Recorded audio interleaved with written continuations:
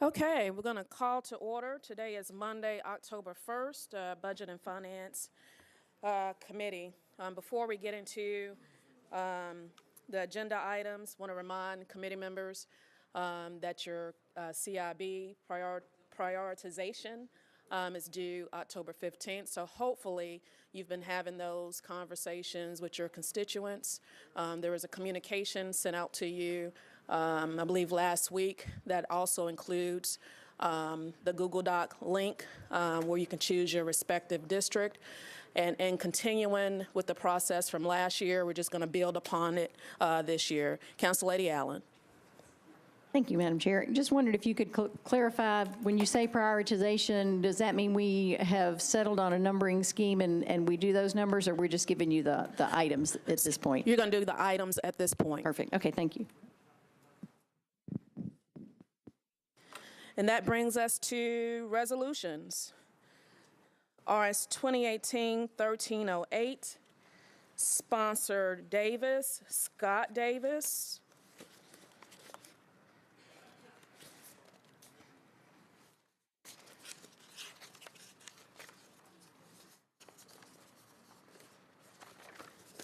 And I do not have a letter, so we will move that to the end. We're on RS 2018-1418, sponsor Virture, approves a contract between Metro Government and Mythics Incorporated to provide Oracle software licensing support and maintenance for Metro Government. Is there a motion? It's been moved and properly seconded. Councilman Cooper at large. Thank you, our chair lady. Super quick question. Mythics and its role in the contract, and again, I know it's been an ongoing discussion about our large contract with Oracle, and if someone would just set that out for us. We can have Director Durbin.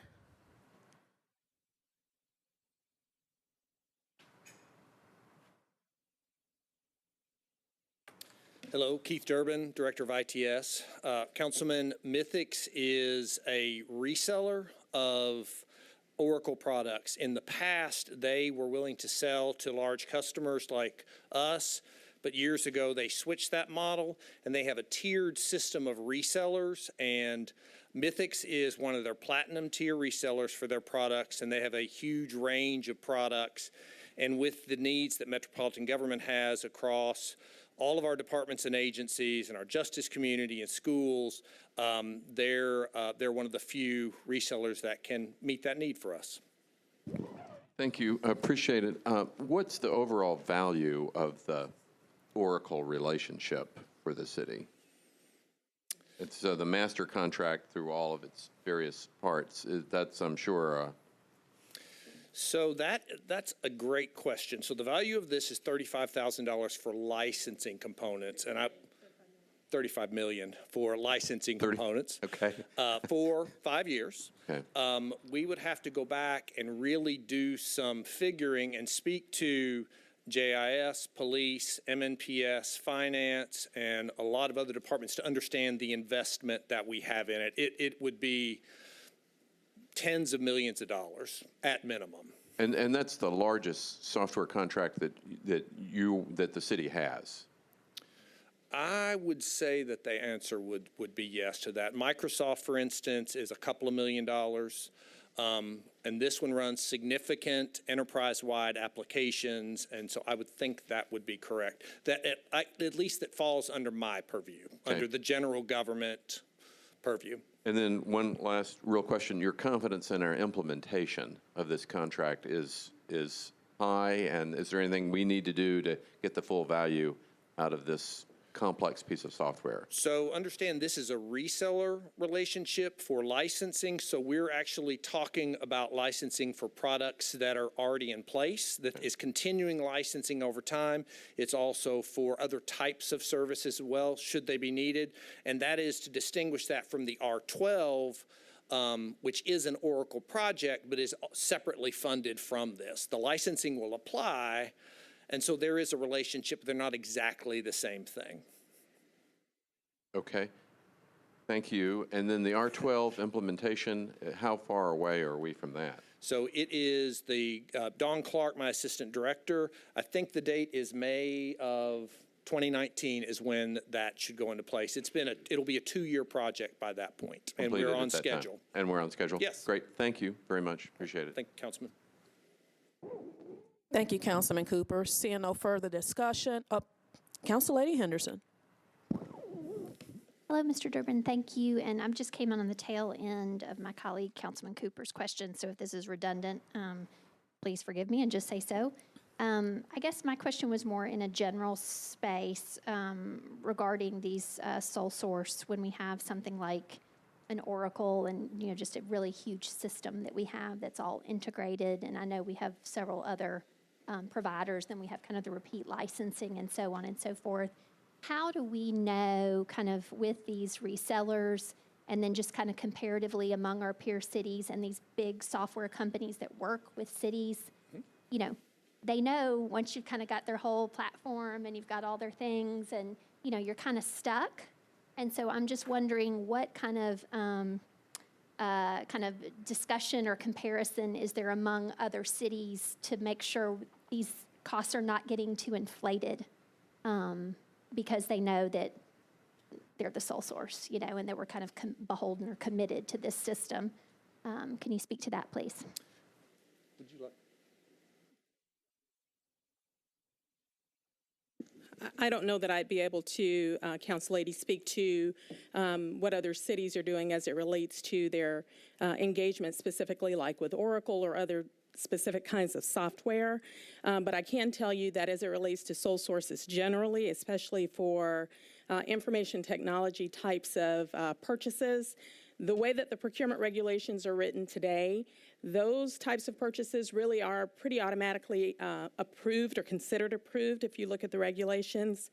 But from our perspective, we know that competition is key, and so it's important for us to the extent that we can, even though some of those procurement types are already considered for approval, that we compete them where we can. In a situation like this, it's been made very clear to us, or to me, I should say, that we are really in a sole source kind of territory by virtue of our implementation of similar kinds of systems throughout the government and throughout a variety of different business functions within government. So, our goal is, to the extent that we're able to support the general business function established by the department, that we always seek to procure first on a competitive basis to ensure that we're getting the best price for the best end solution for the metropolitan government, moving in a direction that is most advantageous for Metro. I cannot tell you exactly what other jurisdictions have experienced as it relates to their use of these kinds of platforms, but I think that, in collaboration with our ITS department, that's probably something that we can research and get back to you on. Yeah, I would appreciate that because I would be interested just to know in similar cities, city, county consolidated, the cities that we look to as peer cities that are working with, say, Oracle or, whatever the other platforms we are, when they're relicensing and are we paying the same thing as those cities? So I do have 2 examples. I didn't work directly with Oracle on this agreement, but I can speak to our Salesforce agreement and our Microsoft agreement. Both of those have programs where they give us their best price tier.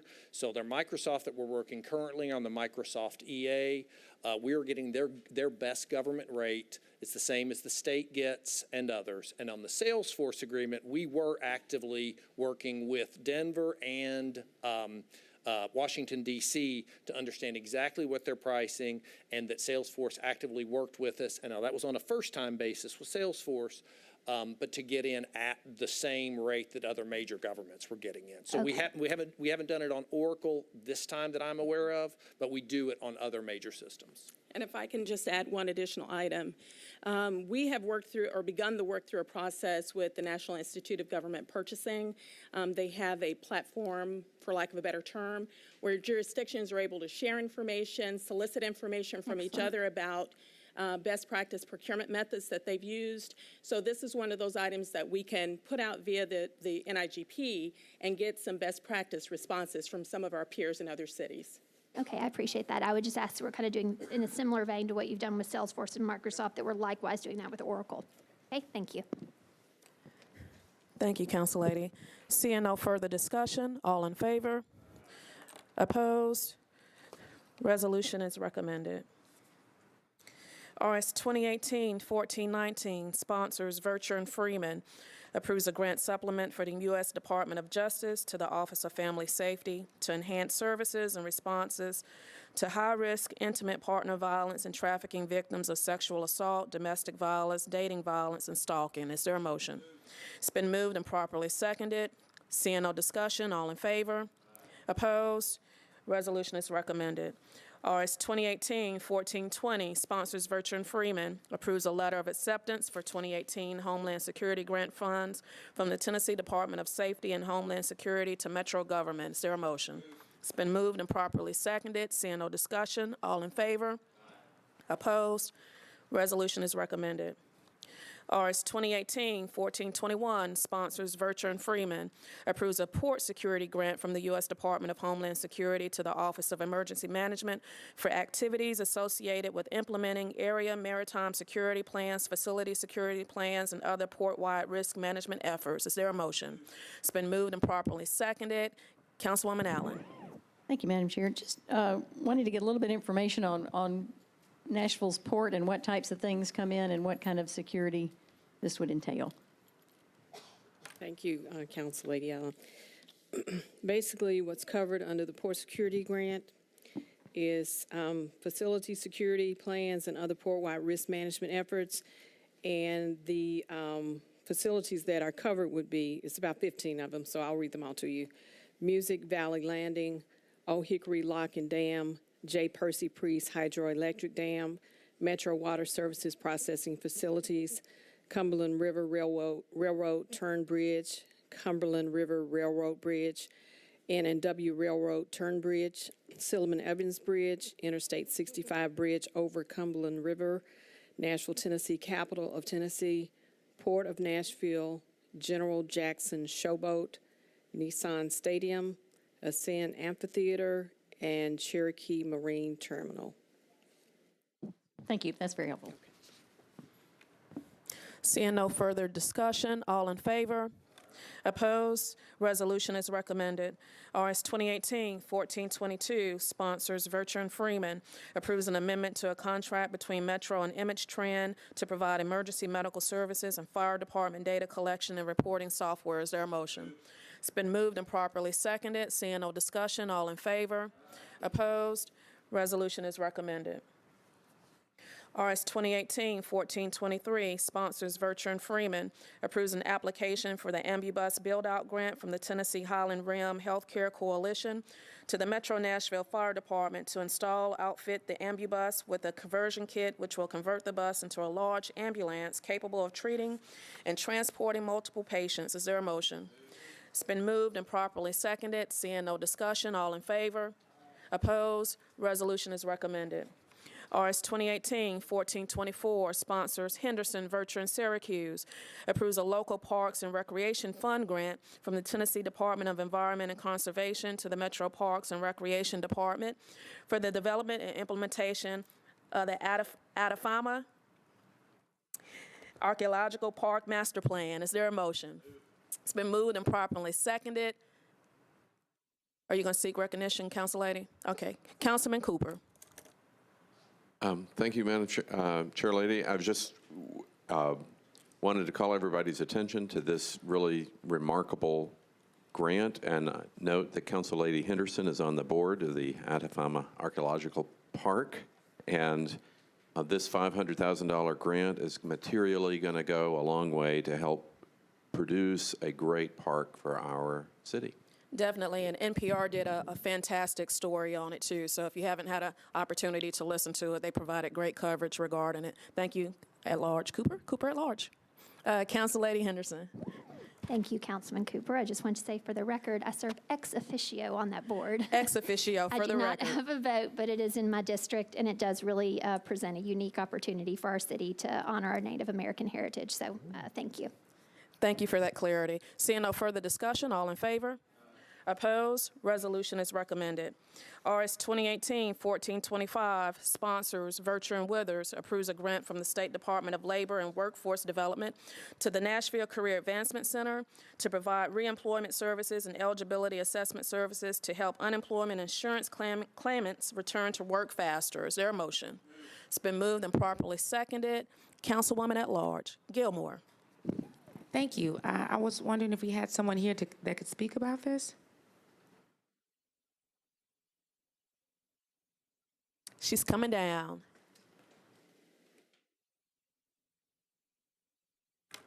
Hi, Jackie Akbari here. Yeah, could you just tell me a little bit about this grant and how much money is associated with it? Sure, this is for $8,664 from RISA, but it's my suggestion that our Executive Director, Patrick Combs, come and share details regarding the funding initiatives and crisis at NCAC that may or may not be impacted by this. He may be on his way, or he might be able to come back later, but there is a lot going on with it that you might want to know from our executive director. Ms. Okay. Akbari, is this grant time sensitive? Excuse me. Is it time sensitive, this grant? That would be a good question for Mr. Combs. Okay, since he's not here, I would say deferred. We're going to, you want to defer it or you want to move it to the Hill? Move to defer. Okay, so there's a motion to defer. It's been seconded. Council Lady Allen. Thank you. I'm seeing that this is also on the Personnel Committee, and there may be another chance to get these questions answered for that committee, and since we don't know if it's time sensitive, I'd hate to defer it and mess up something if we don't know. But we That's can just a still defer suggestion. in here. You can defer it in, you can not defer in the Personnel Committee. Deferred is deferred, right? Deferred is deferred. Okay, well, I would like to defer it in the budget. Okay, there's a motion to defer and it's been seconded. We're on the discussion of the deferral. Councilman Glover. Yeah, I want to just make sure, Mr. Jameson, if we defer here, then there's no discussion on the floor tomorrow night. It's deferred, correct? Okay. Per And rule. we're talking about how much, $8,200? Correct. Okay. I mean, I'm a little hesitant to say let's defer it. First of all, it's not a whole lot of money, but if it's something that we lose because we deferred it, then I think that might be short-sighted on our part. So I don't know how we retract. If we vote to defer it, I'm not sure how we back ourselves out of it. If at some point the director's not here to be able to talk to us and tell us before we finish this budget and finance meeting. But, you know, I mean, if it was 82,000, 800, $1,000, et cetera, I may feel a little bit differently, but with it being a grant that's $8,200, I just don't know that it's necessarily that wise. So anyway, just food for thought. Thank you, Councilman Glover. It's 8,600. Councilwoman Henderson, we're still on the discussion for the deferral. Yeah, thank you, Chair Vercher. I was just going to ask, just respectfully, I believe she shared that somebody was en route to us right now. Ms. Akbari. And so my thinking was just, could we perhaps, rather than defer it, move it to the heel, since somebody is already kind of rushing here to speak to it? I just respectfully asked Chair Gilmore if she, or rather, Health and Hospitals Chair Gilmore, if she might consider moving it to the heel rather than deferring. Councilman Pulley, We can respectfully do that. on the deferral. I was just simply going to state the same thing. I think I very much respect Council Lady's questions, and she needs to have them answered. If we could potentially kick this to the heel to see if that can happen today before we move to defer this, in the event that it is time sensitive and we'd be screwing something up, that's all I would request. Thank you, Councilman Pulley. Councilwoman Gilmore, would you rather we just move it to the Hill? So what I was going to do, I love my council members back there and their thoughtfulness. So with the concern that they've shared, especially Councilmember Pulley there, that's my right-hand man. So what we're going to do is I'm going to move to amend my motion. I appreciate Councilmember Mendez give me that. We're going to amend it, move it to the Hill, but if it doesn't, Mr. Patrick doesn't arrive at that time, we'll go ahead and defer it. So I'm amending my motion to move it to the Hill. Okay, there's a motion to move it to the Hill. Do we need to vote on that, Mr. Jameson? Okay, we'll move it to the Hill.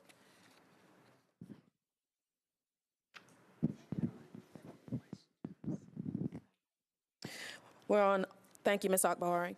We're on RS 2018-1426, sponsors Vercher and Gilmore, approves a contract between Capstone Pediatrics LLC and the Metro Board of Health to provide diagnostic hearing tests and newborn hearing screenings. Is there a motion?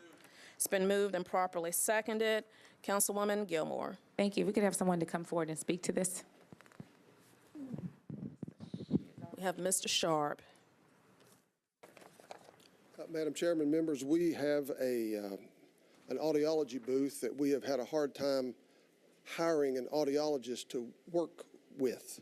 And so we've reached an agreement with the Capstone Pediatrics to come over, I think, on a pilot basis twice a week so that we can use that machine for screenings for children, hearing screenings.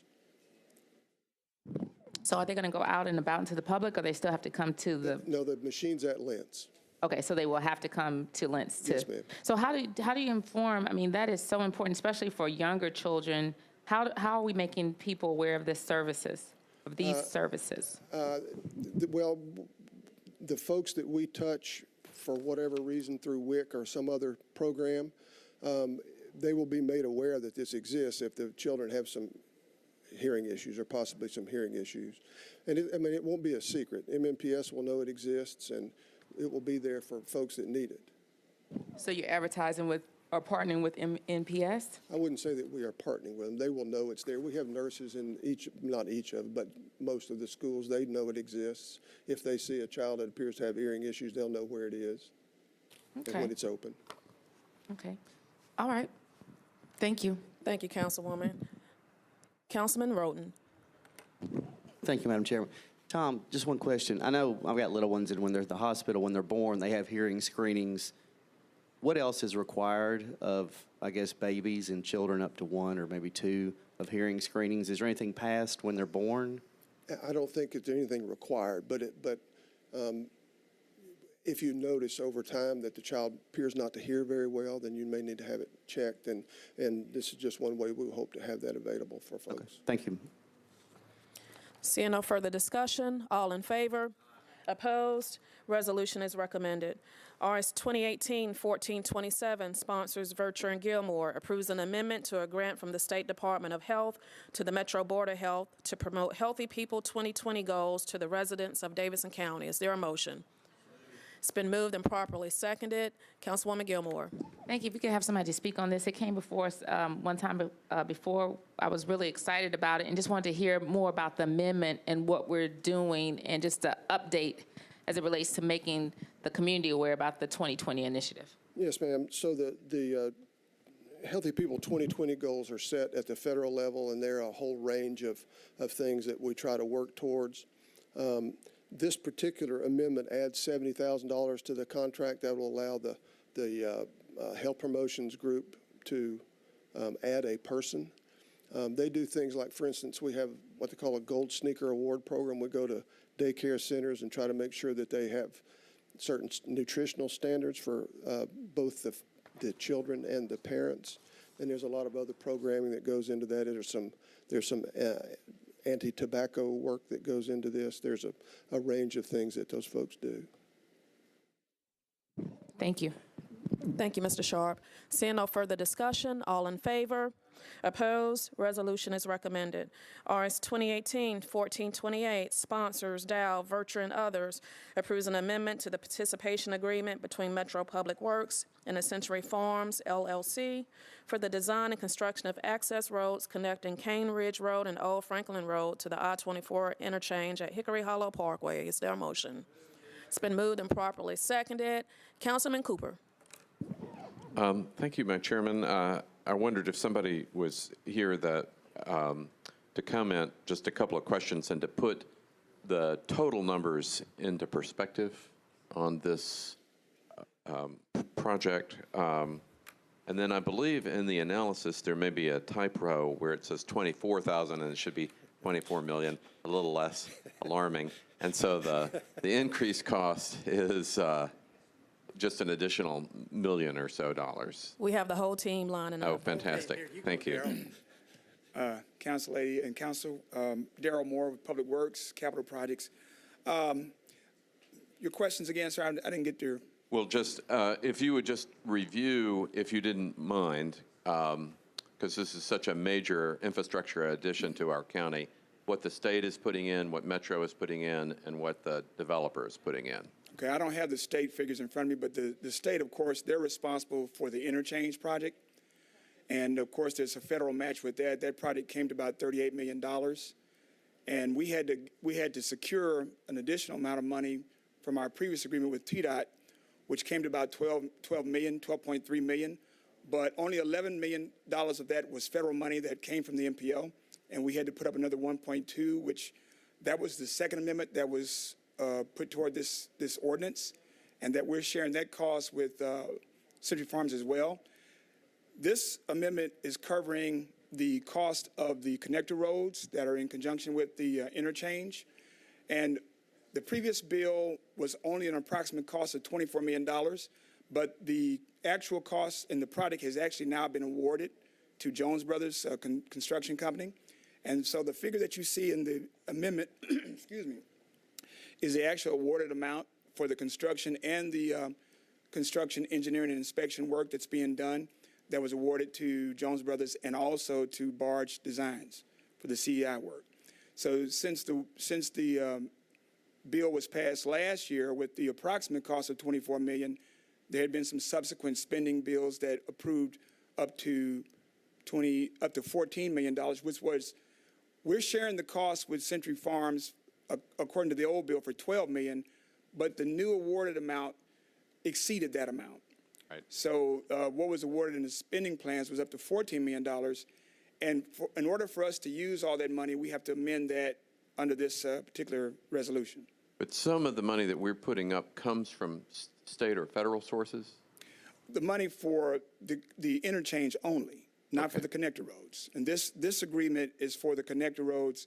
There's some work that's being done on the engineering side for the interchange, but a lot of that work has been done. So now the engineering services will be primarily focused on the connector roads as well as construction and inspection cost. I appreciate that. I think it would be valuable before tomorrow to kind of go over the total investment between the city, the federal, the developer, and the state. Yes. To give people a sense of magnitude about this. And then, again, I see that if the developer here, there's no other incentive other than Metro putting in infrastructure money to this whole extraordinary project. I'm just confirming that. And in fact, you all passed a business improvement district, which actually means your taxes are going to go up a little bit in doing this project, and in no way using property tax incentives for the Century Farms project. That's correct. That's just right. Okay. Well, I just want to commend everybody for this because it's a significant increase in infrastructure. And one final question, David. How ultimately, when this is built out, how many people will be working in this park, do you think? What's just the general economic impact? Are you able to put words or numbers to that? I have a report from Dr. Burton over at UT, economics professor, that he has done all of that. I hate to pull it off the top of my head, but I can bring that and have it tomorrow night to tell you. It is huge, the impact. And I do want to throw out one little interesting tidbit. We're splitting the cost of these connector roads with Metro 50-50. We're paying $14 million, Metro's $14 million. I went back to Barge, and there was a traffic study done that had to be approved by the Federal Highway Administration before they would allow Exit 60 to be complete. $250,000 traffic study we paid for. That traffic study indicates that less than half of the traffic will actually be coming for Century Farms. More than half of it just passes straight through on these connector roads. So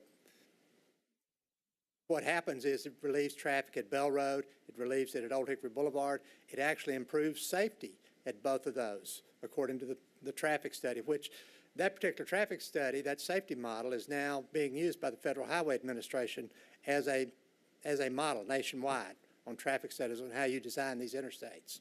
So you're providing infrastructure that other people can use, even people not using your development. That is absolutely And you're correct. increasing taxes on your own self to provide improvements and for the people that are living there, as opposed to taking real estate taxes. That's Okay? correct. Wow.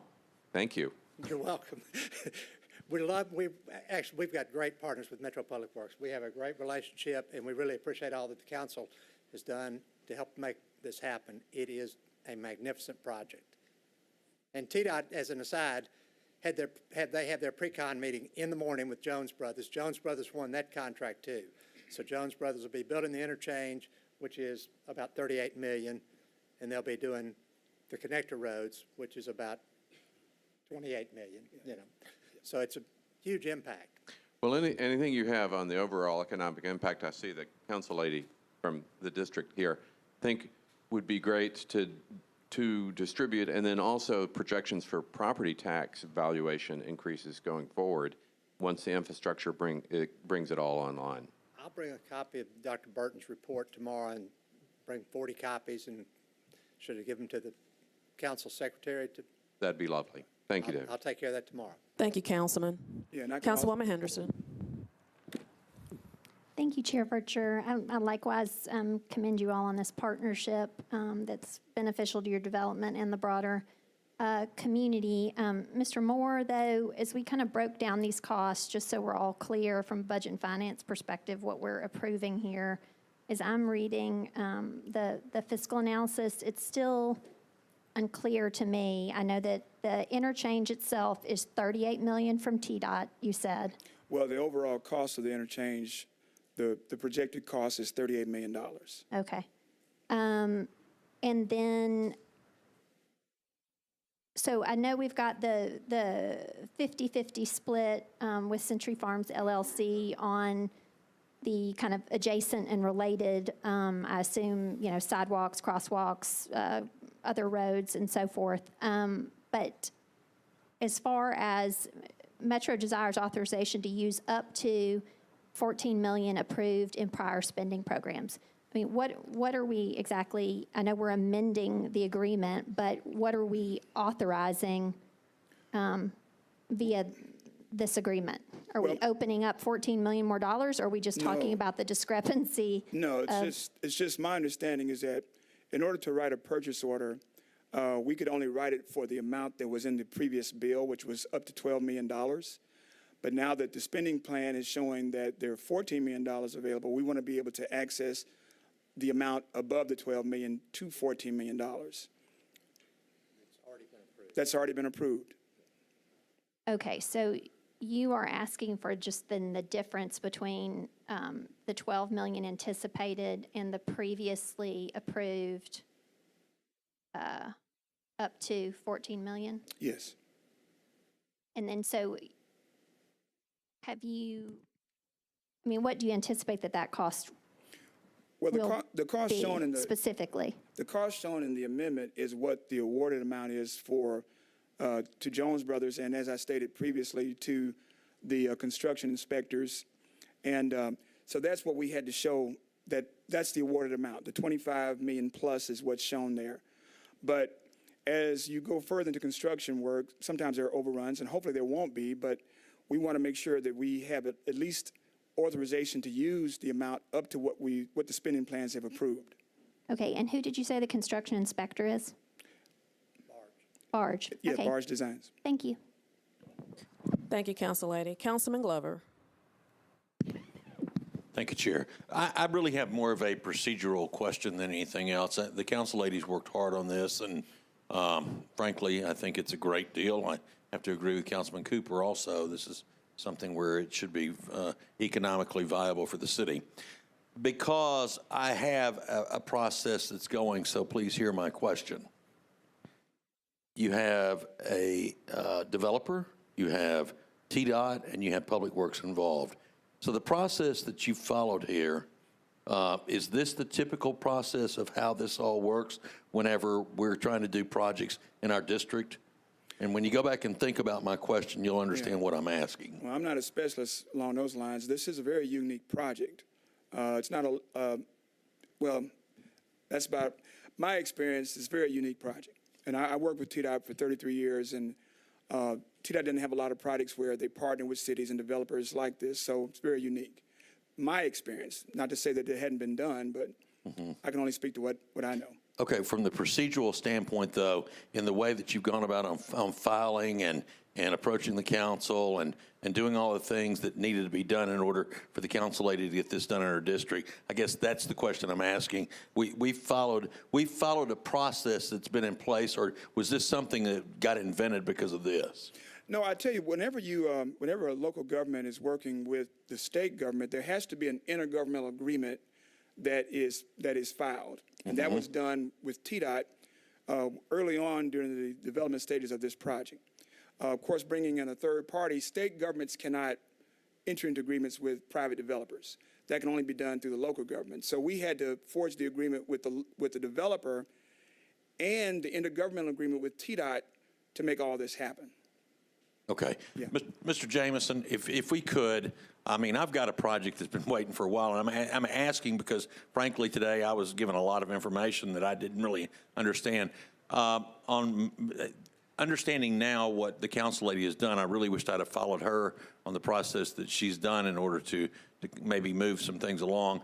I would like for a conversation with Public Works. Thank you. Thank you, Councilman Glover. Council Lady Dow. Thank you. I'll keep my comments brief. I just want to say how much I appreciate you supporting this, and Public Works and as well as the developer did a whole lot of work to bring this to fruition. And I will point out, he was talking about the process to go about. I think one thing to note is that the interchange at Hickory Hollow Parkway, it was proposed back in 1978 when they built around Hickory Hollow Mall, and they never completed that intersection. So the process started back in 1978. They were supposed to finish it, and unfortunately, for whatever reason, we didn't have the money, that they were not able to complete it. And what really brought about interest in completing the intersection was the opportunity to develop the property along I-24, and also having a private developer come in that is willing to participate in sharing the costs. So it wasn't just finding a road, because if that was the case, and now people ask me that, we would have done Bell Road with that, railroad trestle that go across, because people say, why are we doing Hickory Hollow Parkway? Why aren't we doing Bell Road? That's the problem. But I think it's important just to note for people in the viewing audience that ask is that this interchange was part of a 1978 improvement that was at the state level, that they did one portion of it and never finished the other portion. And just so happened, I think the development along with the growth that has occurred out there made it a great opportunity to partner together and go ahead and implement this improvement now. And one other thing I will say is that for those who have not been out to Southeast Nashville, you probably heard me say this more than not, is that we have approved a whole lot of development in that area, a whole lot of housing, and nobody has been required to make any infrastructure improvements. So part of the participation we have in infrastructure that you see are some things that the developer is doing that really replacing the box culverts down Cane Ridge Road are some of the things that typically the city would have to go in there and do with the little stormwater upgrade that they're doing. So we're getting some upgrades that Metro Public Works would do with the developer, and so it's a win-win for all of us, and so I appreciate your support on it. Thank you, Council Lady. Seeing no further discussion, all in favor? Opposed? Resolution is recommended. RS 2018-1429, sponsor Virtue, authorizes the Metro Department of Law to compromise and settle the personal injury claims of Connie Morris and Elma Morris against Metro government in the amount of $190,000. Is there a motion? It's been moved and seconded. Councilman Pulley. Yes. Thank you, Madam Chair. I think probably Public Works may be the best place to direct my question. I just have a couple of very quick ones. Sharon Wallstrom with Public Works. Thank you very much. I was looking at the analysis here, and it appears as though we've got cones that are not always secured, and the normal procedure was to simply place a cone over the base of the lamp post, and the base of the lamp post is what ended up causing the problem here. And it appears as though that would be left for somewhat along the lines of 6 months, according to the information that I have. Is that a good procedure? Have you changed that? Or what can we do to, I guess what I'm getting at is what can we do to avoid this in the future? There were extenuating circumstances with an employee who retired. So we normally do not leave that out there that long, and we have gone back and looked at everything. But with the new hub and with the procedures that are in place there, we feel like this will not be happening again. Can you tell us what those procedures are to keep this from happening? The hub records every phone call that comes in or everything that's brought to us by the law department or anything that NES brings in. So it's logged in, it has its own work order, and it has a time frame certain that they have to go out, inspect it, and decide how it's going to be repaired or fixed. And there are responses in place that are tracked and reports are run on a regular basis. So when this is initially secured, from the time that the light post is taken down until the time that you guys do your work, what secures that location to keep it from being a hazard? Normally, NES will put down a cone and bolt it down.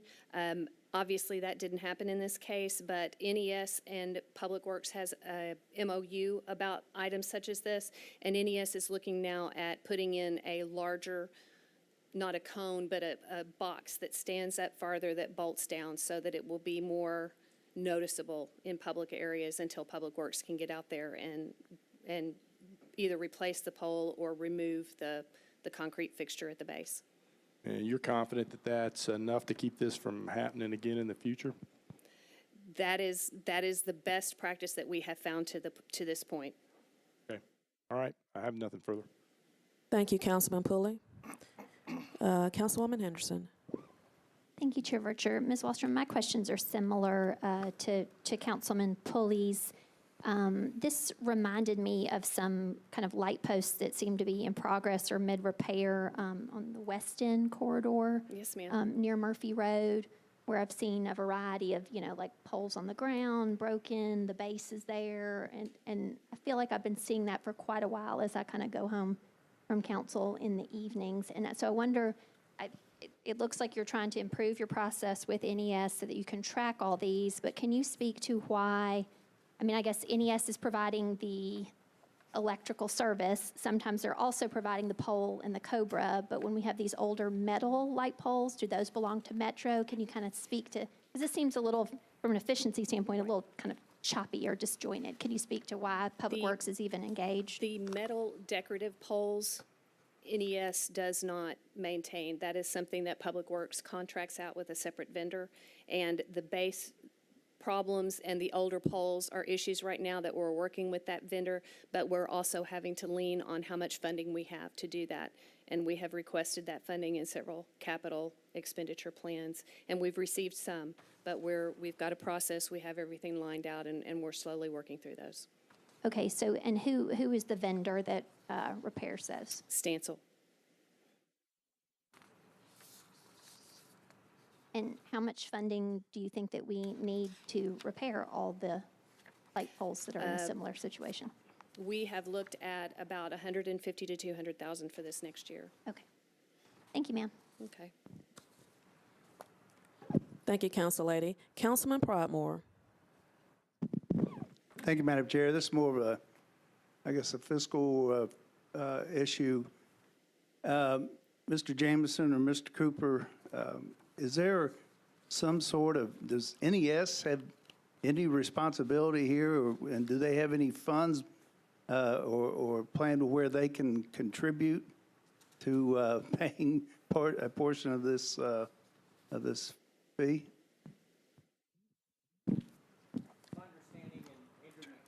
Here he handled the case, but it's my understanding that with the MOU that we had with NES, since we are responsible for maintaining these poles, NES basically gave us notice and said, okay, we've removed the pole, now go do your work. And for reasons that Ms. Wallstrom said, that just didn't happen in this case. So I'm not sure that there's any recourse we have against NES. Andrew may have a better answer. Andrew McClanahan from Metro Legal. Mr. Cooper. I'm going to need you to speak into the microphone and identify yourself. Andrew McClanahan from Metro Legal. Mr. Cooper addressed that, but then in this instance, Metro asked NES to come out and remove this pole, and then through some miscommunication or inadvertence, let this lamppost sit here for 7 months. So under these circumstances, we feel like there's not any ability here to have comparative fault assessed against NES under the circumstances. Okay, thank you. I'd just like to see some, at times NES wants to claim responsibility for the good things. I thought maybe they'd take some of the bad things, too. Councilor Henderson. Thank you, Chair Vercher. Ms. Wallstrom, I know there's kind of ongoing conversations with NES related to phone poles and sidewalks and those kind of obstructions. Have we ever looked at, just from a process improvement standpoint, I know, with Stansel doing that, what if we were to, is that something that NES could do? Just contractually, could we do that with them instead of having another third party? It just, again, it kind of seems. At this point, no. Part of the reason that NES has declined to handle these is because they don't regularly stock these kind of poles or these kind of light fixtures. Some of these are underground conduits. This is something that was done on potentially a one-time basis if you look down Demonbreun or if you look down some other areas. And so because they have so many other poles to take care of, they have chosen not to take care of decorative poles and lighting such as that, because that is not in their standard inventory, and it's not something that their people normally work on. Okay, I appreciate that, but I think, we should probably be thinking about, and I'm sure you already are, as we are starting to do these, complete streets projects where we kind of elevate the aesthetics of the streetscape. If they happen internal to a business improvement district, like we're talking about, okay, I think we can cover that and address that. But if it's happening on, like a Demonbreun or something, so I think, we should think about, right, that in that streetscape space, as we allow these improvements, either we need to move to a more, a smaller menu of approved light poles that NES is comfortable with that we can use for streetscape aesthetic improvements, or we need, do you know what I mean? Like I think we need to be a little more intentional on this, because we're going to have a big changeover where, not everybody wants the wooden pole with the cobra arm anymore. And I think as a city, we have somewhat of a challenge from a pedestrian safety standpoint. All of our light poles are oriented to cars. They're not oriented to people. And as we change them to make them more people-oriented, now we're having an increased maintenance cost. So I think let's just, Chair Vercher, I know this is not related to this particular injury, but I'm just, I think, Ms. Wallstrom, maybe if we can discuss this in Public Works Committee, and then we can kind of look at where we are on this, because I feel like if we're allowing, or Metro is doing these streetscape improvements that only later then incur all this extra cost to Metro, I think we need to be planning for that. I'll take this back to the Public Works Department, talk with our engineering and our design approval people. Thank you. I appreciate that. Thank you, Council Lady. Seeing no further discussion, all in favor? Opposed? Resolution is recommended. RS 2018-1430, sponsor Withers, requests the Metro Civil Service Commission to consider amending the pay plan for Metro Vice Mayor and council members adopted in RS 2018-1247. There is a letter for approval from the sponsor. Is there a motion? It's been moved and seconded. Council Lady Allen. Thank you, Madam Chair. I think it's important, since pay raises have been a topic of much discussion, that we get a little bit of context for this. Could we have Ms. Hall come up and Director Hall talk about when was the last time the Metro Council had a pay raise? 2003. 2003, so 15 years ago. Mm-hmm. So we've had some council members who have not gotten any raise ever. So that's helpful to know. And in that 15-year period, what has been the increase in pay for Metro employees? And I know there are different types of raise, so maybe if you can explain that as well. So COLAs, we've had a lot of discussion about that this past year. So COLAs, which are cost the of living ones, increase. the cost of living increase, that's the one we're going to talk about, 21.1%. That does not include merit-based increases. That is strictly cost of living adjustments. Gotcha. So the 15,000 that was approved 15 years ago times that 21% would get us about where this one is now? That's the intent. It definitely gets you closer. But the pay study that was last conducted with peer cities in 2014 really highlights that maybe this position was a little underfunded. Both the council members and the vice mayor, considering our population, peer cities, size, budget. So it accounts for several different factors. And that information was presented to the council in 2014. So in light of that, yes, there was a slight increase to be more on the average. I mean, you were below the average considering all of those factors with your peer cities, and there was a pretty healthy group, I want to say 15 to 20 peer cities we looked at. So with that, and then doing the cost of living adjustments assessment as well, yes. So I think that is the context of what's been previously approved by council, but it's interesting to note it has not yet gone into effect. So even the pay that's been set would not account for if, for example, this next year there's a cost of living adjustment that will not get incurred. So for the council pay, for the vice mayor pay, you all are not subject to the COLAs like the rest of the pay plan classifications for employees. So this will happen in 2019 for the next council, and then there won't be a pay raise for them until another study is done and something is recommended. Is that correct? Until you do another increase, and as you've mentioned historically, I mean, by the time this goes into effect, it will have been 16 years since there has been a pay increase. Thank you. I think that's helpful to know. Thank you very much. Thank you, Council Lady Allen. Great questions. Councilman Mendez, at large. I have questions for Ms. Hall also. As I recall, the post-retirement health insurance benefit that we have is unique in Metro as far as when we qualify. It is.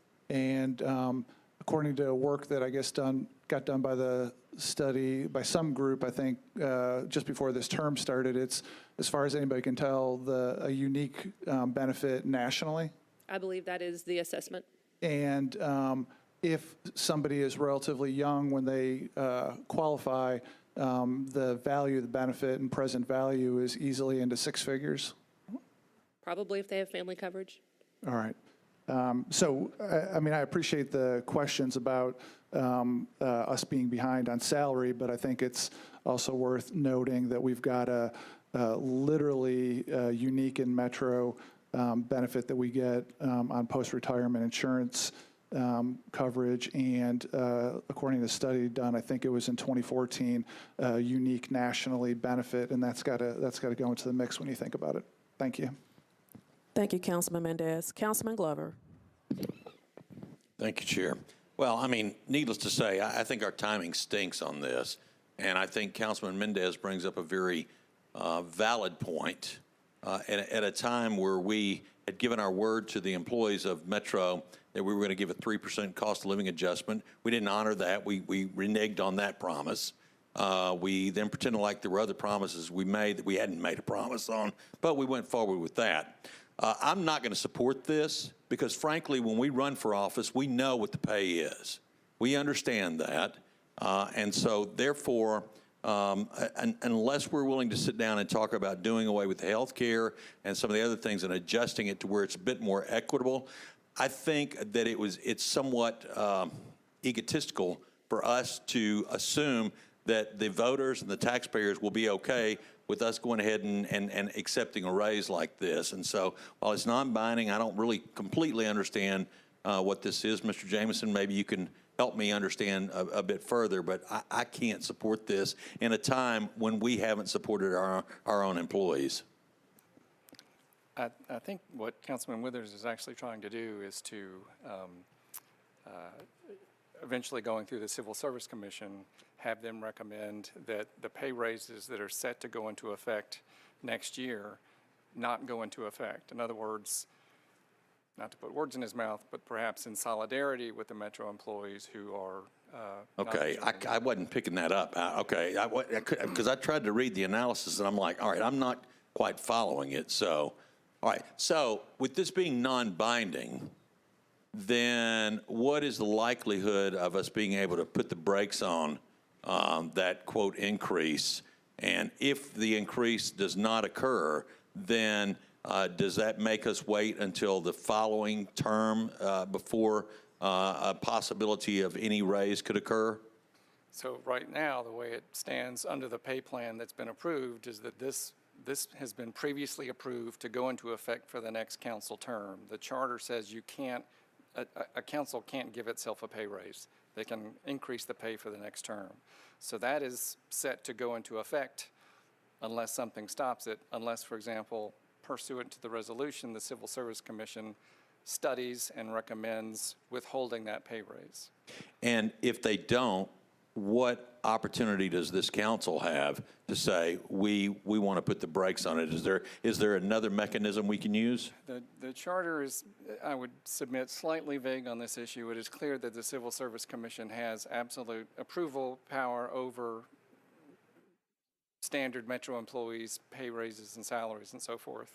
It is a little less clear about its power over the council, but that is traditionally how we have pursued this. We have submitted council pay raises go before the Civil Service Commission. That's how the charter is construed. Okay. Well, and my apologies to the sponsor, because I tried to read the analysis and I wasn't quite figuring out the put the brakes on it. But I hope that will occur, and so I applaud you for doing it. If this doesn't work, then I hope we will pursue other avenues to determine how we can make it work. Thank you. Thank you, Councilman Glover. Councilman Prodmore. Thank you, Madam Chair. I'm going to be one-dimensional here, and the fact is, we voted originally for this, for the pay increase prior to the fiscal issues we were having this year, and actually, unfortunately, voting down the adjustment for the pay raise for the employees. So therefore, with that, I mean, I don't understand how in the world, no matter what explanation is given to this council, how we, and in fact, of all the explanations we heard of why they needed a raise on public hearing night, how we can justify a explanation or approve a justification that justifies us moving forward with a pay raise. So I know the world's going to stop turning on its axis because I'm agreeing with Councilman Glover, but that I'm in total agreement with him. Thank you, Councilman Prodmore. Councilman Roden. Thank you, Madam Chair. I just want everyone to remember one thing: when we haven't given pay raises to council members since 2003. If we continue not to give pay raises to council members, we have a salary that's rather low. To be honest, we all know that we work 30, 40, 50 hours a week doing this. Some of us, I'm an attorney. Yeah, I know. Some of us know that we make incomes that we don't have to receive this money. I'm an attorney. I don't really have to have this money. My wife has a good job. We have people on here who are retired. We have people on here who are attorneys. We have people who have their own businesses that make good money. You're going to stop getting people who have regular jobs or people who have lower paying income jobs to want to be a council person. And there's an old saying, you get what you pay for. If you start not paying council members anything, then you're going to have either very rich council people and people who are poor are not going to be able to do this job at all because they can't take time away from their jobs that they do have. So Councilman Mendez brought up the health care issue. Several people on this, I know I don't need the health care. My wife has a job. There are a lot of people on here who are retirees who have health care already through Metro. I mean, the health care benefit is not something I don't think we run for to do this job. If that's what you think we're doing it for, that's ridiculous because no one is doing it for that reason. I think you could take away the health care benefit and pay us more money, and you could probably get more people to do this job. So this is something that my wife and I, we had to sit down and say, is it worth me doing this anymore for the pay that we get? Because as an attorney, it takes away hourly time from me to do this. Some of us have large law firms that it doesn't matter if they take time away. For me, as an individual, the time that I take away is money out of my pocket. So I'm not doing this for the money. I do it as a service to my community. But I think we all need to think about, excuse me, the different types of people that will be on the council and whether we want people from a vast range of our city to do this, or if we just want certain type people, retirees, people who have spouses who can take care of them, or wealthy folks doing this. Thank you, Madam Chair. Thank you, Councilman Roden. Councilman Pulley. Thank you, Madam Chair. Most all the points I was going to make have been made, but by different people. But I would point out that the health care benefit is optional, and not everybody on this body takes it. I do think that's a separate issue, but it is absolutely worthy of discussing, and I'd be happy to entertain that again. And this is a tough one because Councilman Roten made some very, very good points about, and Council Lady Allen through Shannon brought out some very, very good points about the council pay through the years. I think in the final analysis for me, I think Councilman Pridemore hit it in timing's just really rotten on this. Councilman Glover brought that up as well. And given the nature of what's happened between the time that we did approve this and the time that we're sitting here right now, I don't think there's any way that this is going to be framed other than council members giving themselves raises. There's just no other way the public's going to look at it than that. So for those reasons, I think I'm not going to support this resolution, even though it is non-binding. Thank you. Thank you, Councilman Pulley. Councilman Cooper.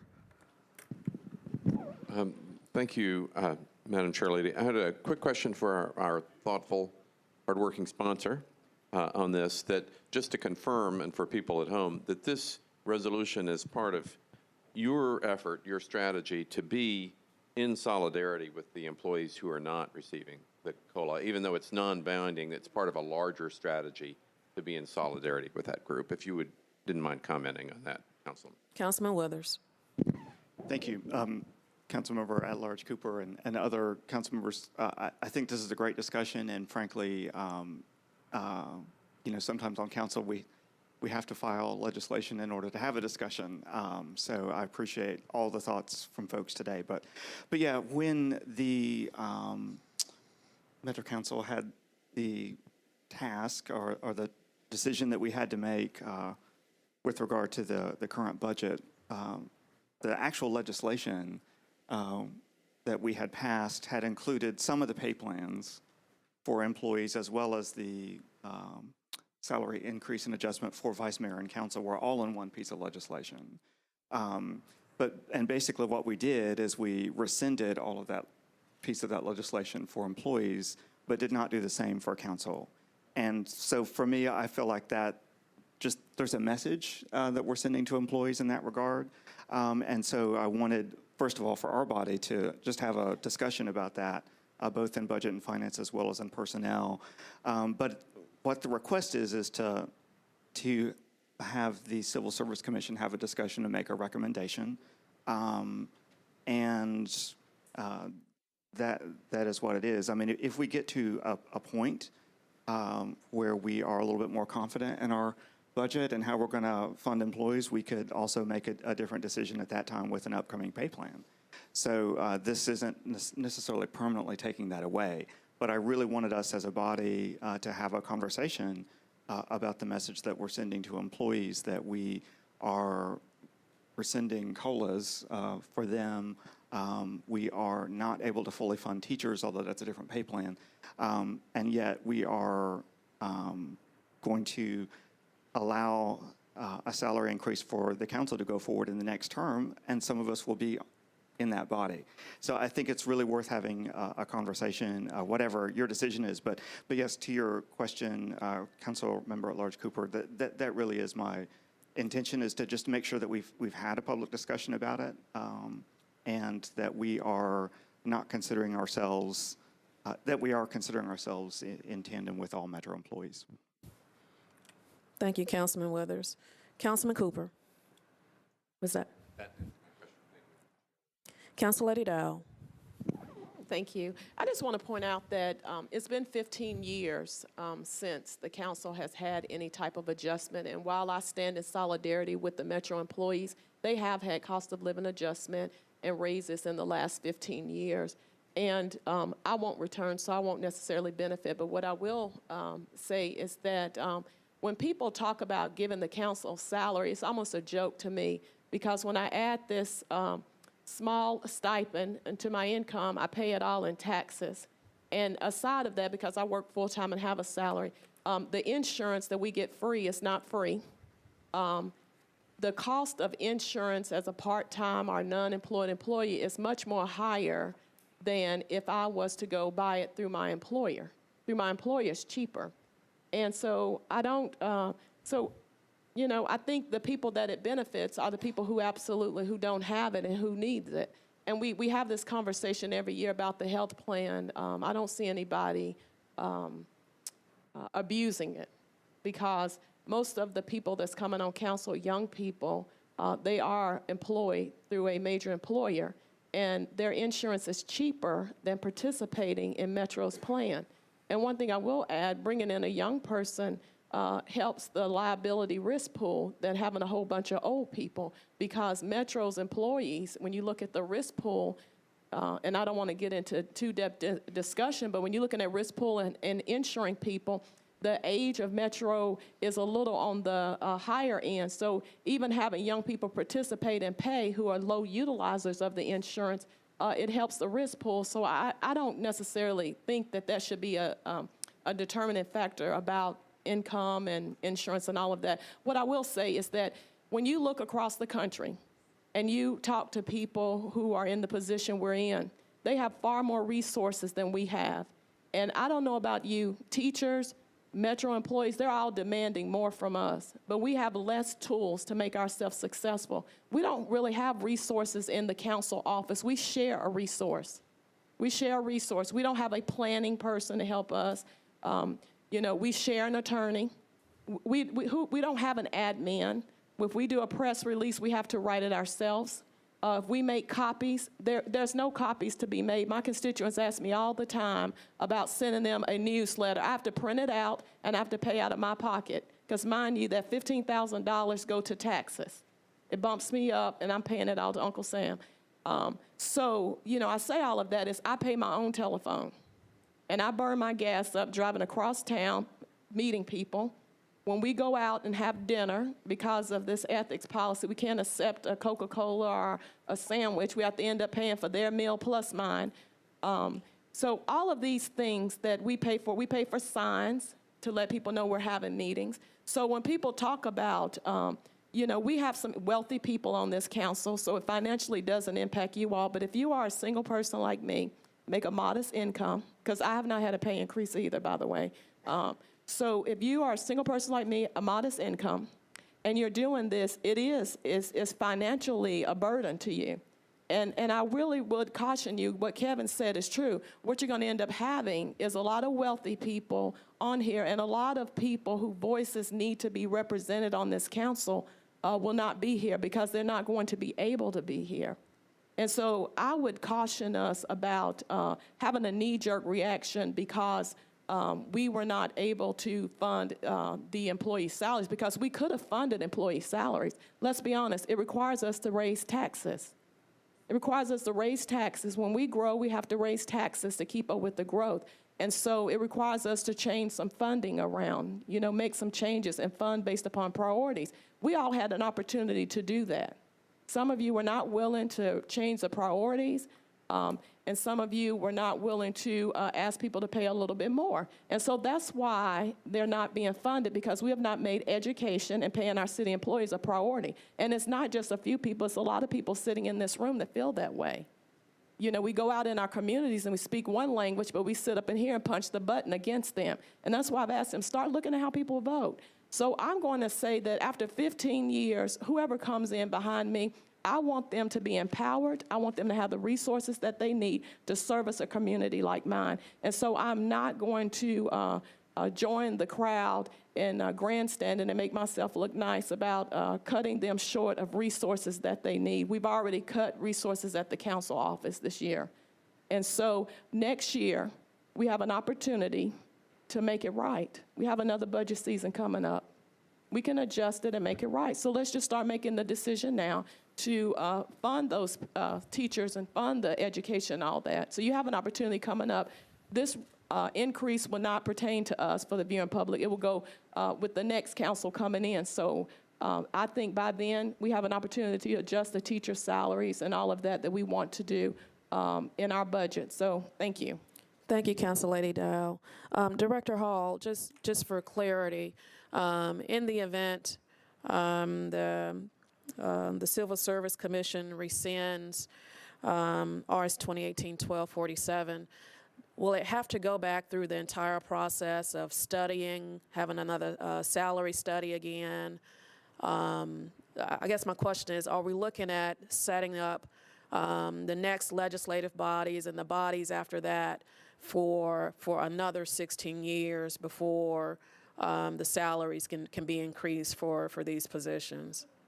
Given the timing and the need to produce a new pay plan for this next year for the commission's consideration and then for yours, we are in fact-finding mode right now. So we are gathering limited information, but we're not doing a full-blown compensation study like we did in 2014. Okay, will we have to? Will another one be required?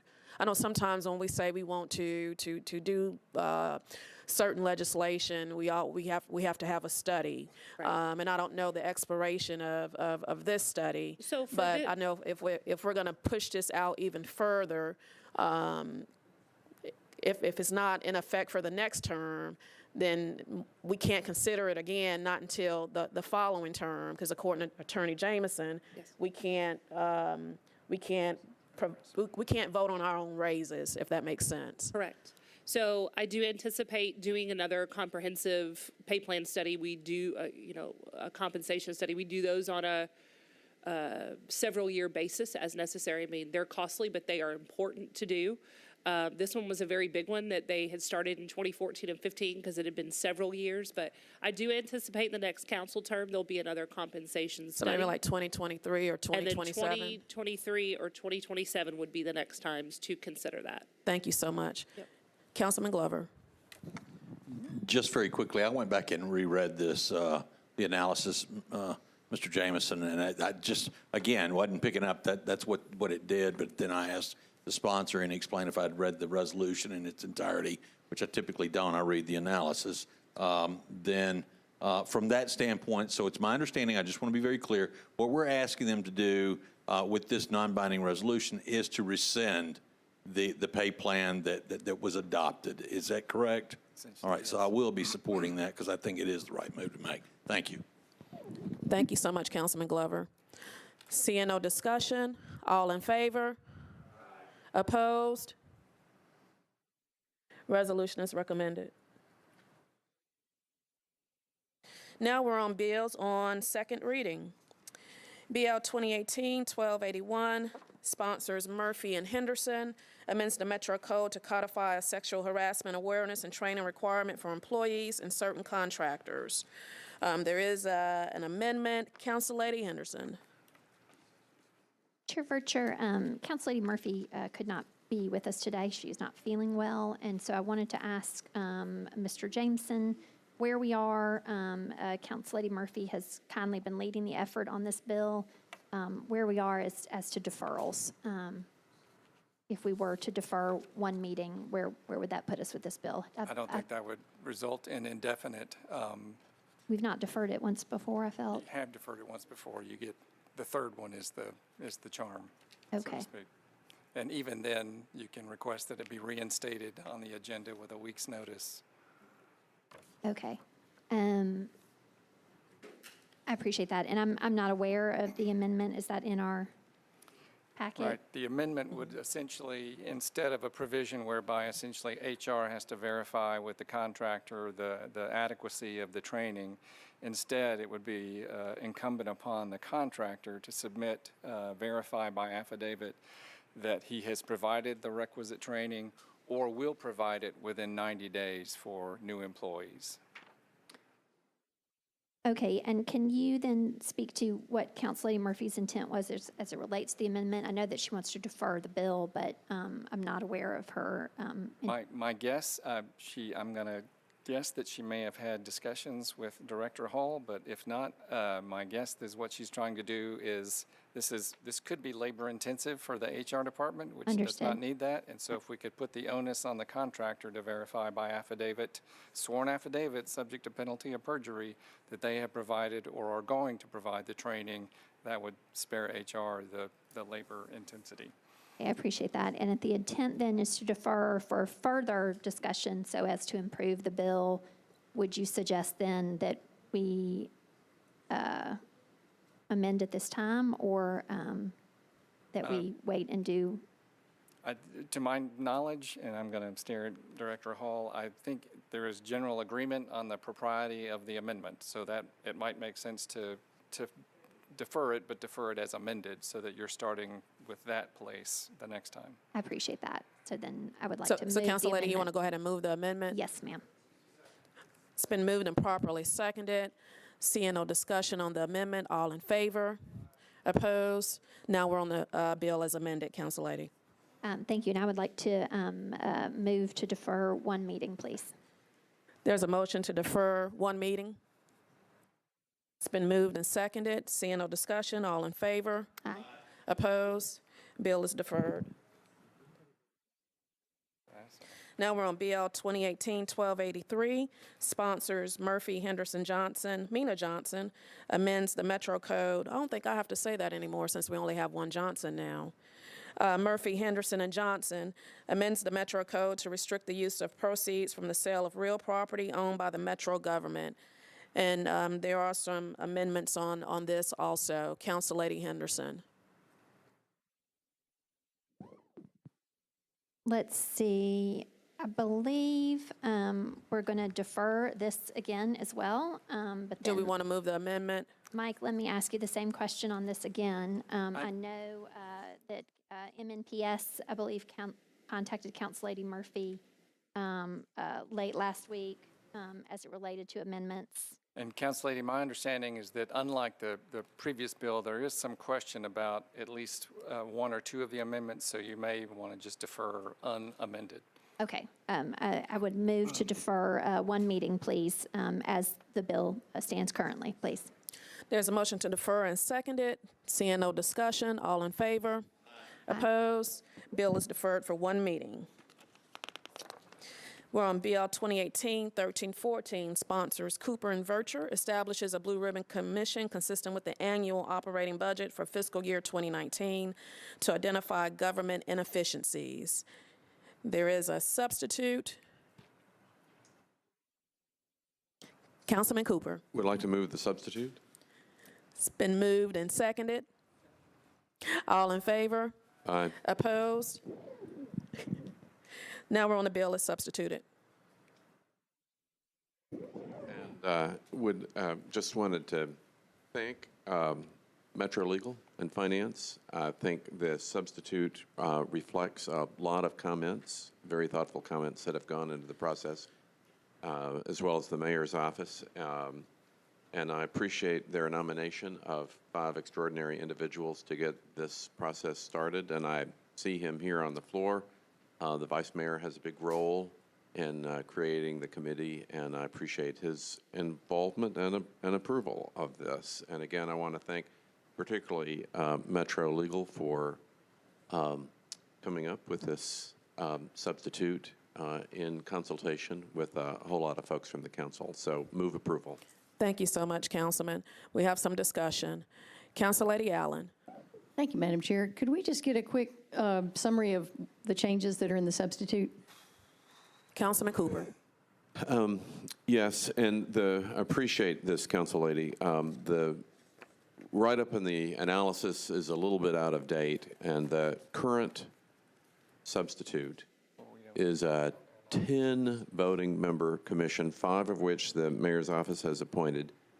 And then the additional 5 from the vice mayor side of the House is the vice mayor or his designee, the chairman of the Budget and Finance Committee, a appointed member of the council, plus 2 additional members either from the council or the community, and to evaluate cost-saving and revenue generation opportunities in time for the next, particularly in time for the next budget season.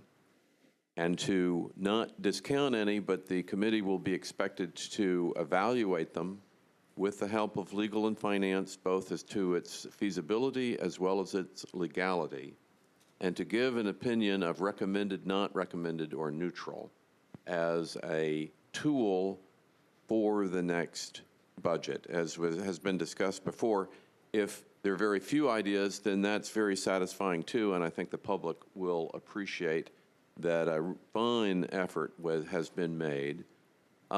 Part of the council representatives' responsibility will be to relay ideas from all of us going forward, and to formally evaluate those ideas and give it the proper feasibility and staff work that they all deserve. Also, part of the committee's work is to get employees involved with cost-saving and revenue-generating ideas. There are 2 exclusions from this based on that there are already committees working on this. I know council members last time expressed some concern that we were artificially limiting the work of the committee. I agree, let's not do that, but we do have 2 committees currently. One is the General Study and Formulating Committee, which would be required for all employee benefits to go through that process. And then secondly, there is the Strategic Hospital Committee, chaired by Councilman Mendez. And so with those 2 committees at work in those separate areas, and in order to keep this work more focused, in this substitute, employee benefits in the hospital are excluded from their work, but very little is. But this committee is not going to pass anything. It's simply going to staff it, study it, recommend it, so that we as a council and the mayor's office, will have the tools to create an even better budget next year. Council Lady, I see you're reading through the substitute, and I just want to clarify, and Attorney Jamison, you can correct me, but you don't analyze substitutes, am I? We don't. The analysis comes out on Thursdays, and the amendments aren't due until noon on Friday, so we can't, and we're not certain they're going to be adopted anyway, so historically we don't analyze. Yeah. So some changes, and just real briefly, it changed the size from 15 down to 12. It also changes the numbers as it relate to the voting members, and the substitute also, the length of the term was also decreased also. I believe that's on page 16 in your packet, and I saw you reading through it really hurriedly. But that's in addition to what Councilman Cooper at large was saying as it relates to outlining the Blue Ribbon Commission. Those are some of the key pertinent changes as it relates to the substitute also. Did you have any more questions? Councilman Mendez. Hopefully, easy question. I know there's been a lot of back and forth over this between the administration and Councilman Cooper for some time now, and I guess I gather everybody has reached a place of agreement on this. Head nods, yes. All right, thank you. We're almost singing Kumbaya. Council Lady Gilmore at large. Thank you, Madam Chair Vercher. So actually, while you were talking, giving us that wonderful update, Councilmember Cooper and I were talking as well. And so I guess I'll continue on with my questions. I was just asking him why the reduction in size. That was something that I had asked offline, but I still think it's important that the listening body know. Well, I appreciate the question, and I won't pretend that this is perfect, but I think in the end it was felt by everybody that this is a balance between both sides of the appropriation and spending process. 5 appointees from the mayor's office, 5 fundamentally from the vice mayor, and then with the real meaningful help, which will be required from the mayor's office, from the finance department, and from the director of law. And I think we want to thank all of those groups in advance because ultimately there will be quite a lot of work that will be expended, particularly from the administration, in providing really accurate budget information. And once again, we're not waiting until next May or June to look at ideas. We've started to look at them and evaluate them, not all of which will be good. Some will be controversial. Some we will all want to vote against. But we'll at least have real information in real time and not overburden the system too late in the process. Now, I will say I think the committee will meet and they will evaluate what's may be needed in terms of staffing. And I expect it may come back to the council and ask this group for some money to help qualify the ideas. In all those cases, however, the savings generated from the ideas must be bigger than the cost of generating those ideas. So, but that's for another conversation at another time. And again, we as a group, in terms of the next budget, may want to adjust this system a little bit, but in terms of having an effort in the field that's really trying to find money for our employees and for affordable housing, and then to justify to the citizens that we're really being as efficient with their money as we can be. And I want to go ahead and solicit, while we're here and talking about this, an important part of this is citizen ideas. Coming to the council, when they come to your desk in the past, it's been sometimes hard to know how to evaluate some of these ideas. In this case, send them on to the council members who are going to be appointed by our vice mayor onto the committee, and it's going to be part of that person's responsibility to carry the ball forward. Thank you so much, Councilman Cooper. We have to get it passed, though. Council Lady Gilmore? Yes, I had 2 more questions. The other question is, when do they begin to meet, and how often do they meet? Well, the answer to that is this has one more reading. It does. And then by that point, I think the vice mayor will make their appointments. And then in discussion with the law director, I think it elects a chairman, and then the chairman will be determining the committee's work. Robert's rules, I assume, will be operating for that. But what we have outlined is when we want to report back, which is in time for next budget season, and if they should identify the amount of savings of more than $3 million, we want an interim report. We want to hear about that. If there's something that can be enacted sooner, fine, let's go do that. But otherwise, it's going to be up to the chairman of the committee to supervise their work forward. But we want this report back in time for the next budget season. And will the meetings be recorded in one of the committee rooms? They will be public meetings, and I assume they will be. But they certainly will be public meetings, and the work itself will be public. So thank you very much, Chair, and thank you, Councilmember Cooper. I do like the part of the citizen engagement, because I think sometimes we do get away from that, and this is an opportunity to let the citizens of Nashville work along with the council and the mayor's office to find solutions, so it's not so top-heavy. I think especially as we look into moving into more modern times about how we deal with the budget and how we deal with citizen participation. So I thank you so much for that. I look forward to listening and to see how often they meet and how they gather those ideas and how they'll interact with us in terms of having all of the tools that they need to be successful. Because I think you had allocated $250,000, but that was recommended to be taken out. Well, if I can answer that question, there's currently no specific use of money in this. There is the request that Metro Finance itself perhaps identify any space that might exist in existing contracts. But this resource allocation will be coming up for another time, but with the committee's request, approval, and decision on that. So once the committee gets appointed and gets started, I think they will be looking at that question and come back to the council over it. All right, thank you. Thank you so much. Thank you, Council Chair. Lady Henderson. Thank you, Chair Vercher. I just have a question for the sponsor as it relates to General Hospital. I think, from our constituents' perspective in the financial space, I think, Metro has some elephants in the room, and among those, TIF, which we're having a study committee on, our debt service, and then General Hospital often comes up for constituents among those major financial concerns. So the hospital committee then, its work, I just didn't know if the sponsor then could speak to kind of when that's happening and what the intent there is as far as the recommendations and how those might potentially be aligned with the work of this committee in time.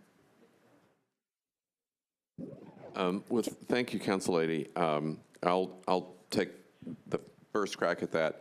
The exclusions here really are just respecting the process that got started last spring with the Hospital Strategic Committee, and there are and to some extent, this is recognizing that healthcare is its own complicated space, and some of the members, all of the members, I sit next to two of the members from the council, but certainly some of the civilian members of the Hospital Strategic Committee are profoundly knowledgeable in healthcare, and to that extent, it seemed like a better group to make strategic recommendations and decisions about the hospital. So respecting that expertise and the council's separate process, I think it has, in terms of having this being one of the few areas of Metro government really kind of set aside because there is a separate process, did seem appropriate, and we didn't want to step on our own feet in this case because we have one foot working hard in the strategic committee.